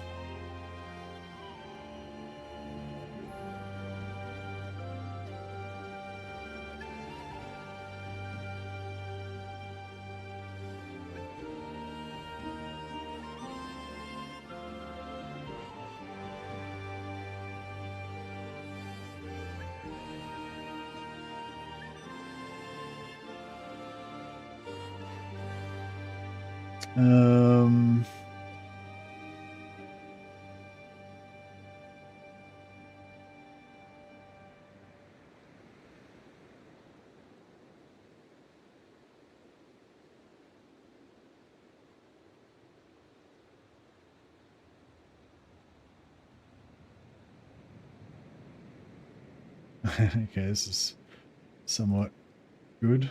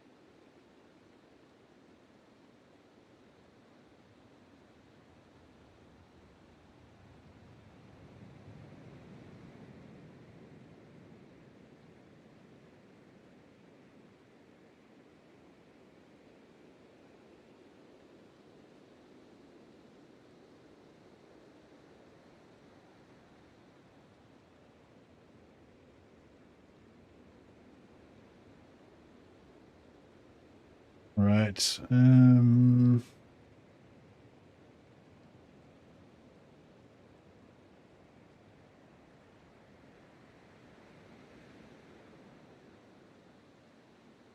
Sorry, I'm just fixing up this thumbnail for Mordheim, and then we'll have a little bit of chill Mordheim for the rest of the evening, and then well, it won't be that chill. It'll be, you know, bloodthirsty, but then we can yeah, maybe get into some Warhammer 3 tomorrow.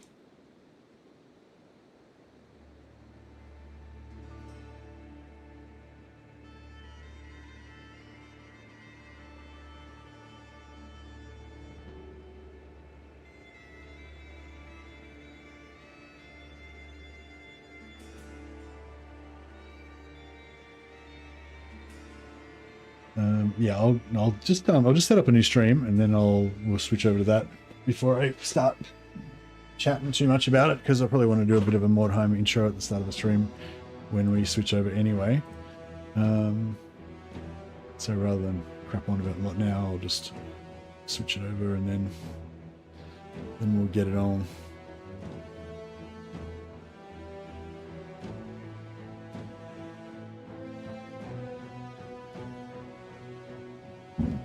Excuse me.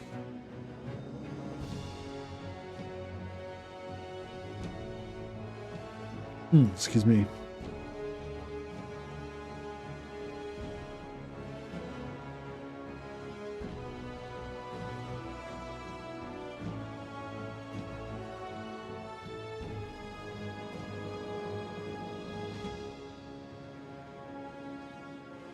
Yeah, the armor actually looks kind of like Blood Dragon armor as well, so kind of works.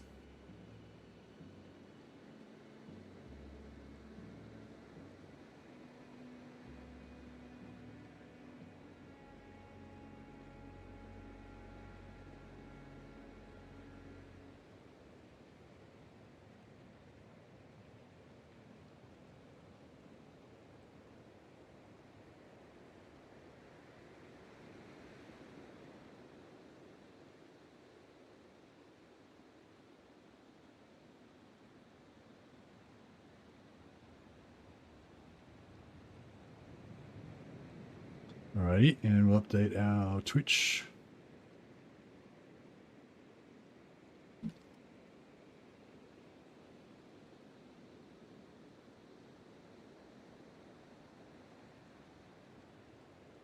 And I'll pop up a link.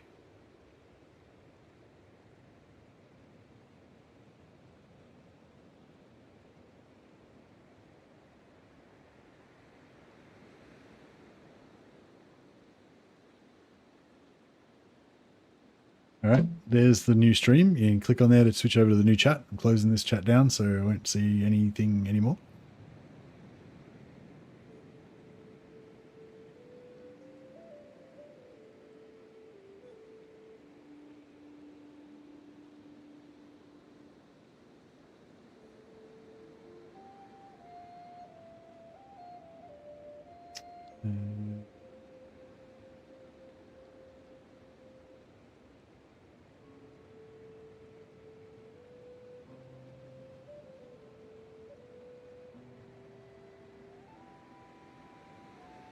And actually, is Mordheim on special at the moment?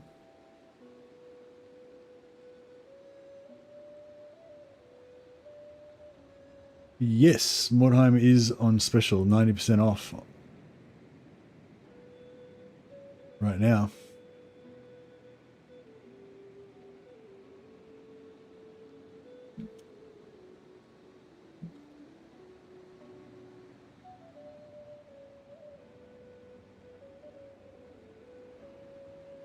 Good time to do a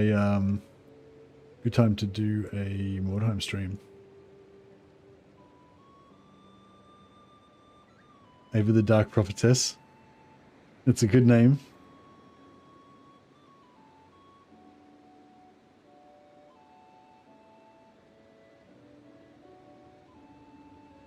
All right. Do I need to prepare or anything? No, I think I'm pretty good to go. Because I don't need a drink or go to the toilet or anything. I can just roll straight into it. We will let the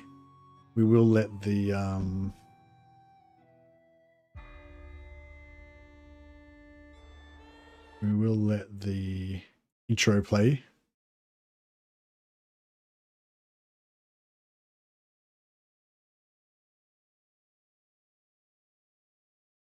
I'll turn off this.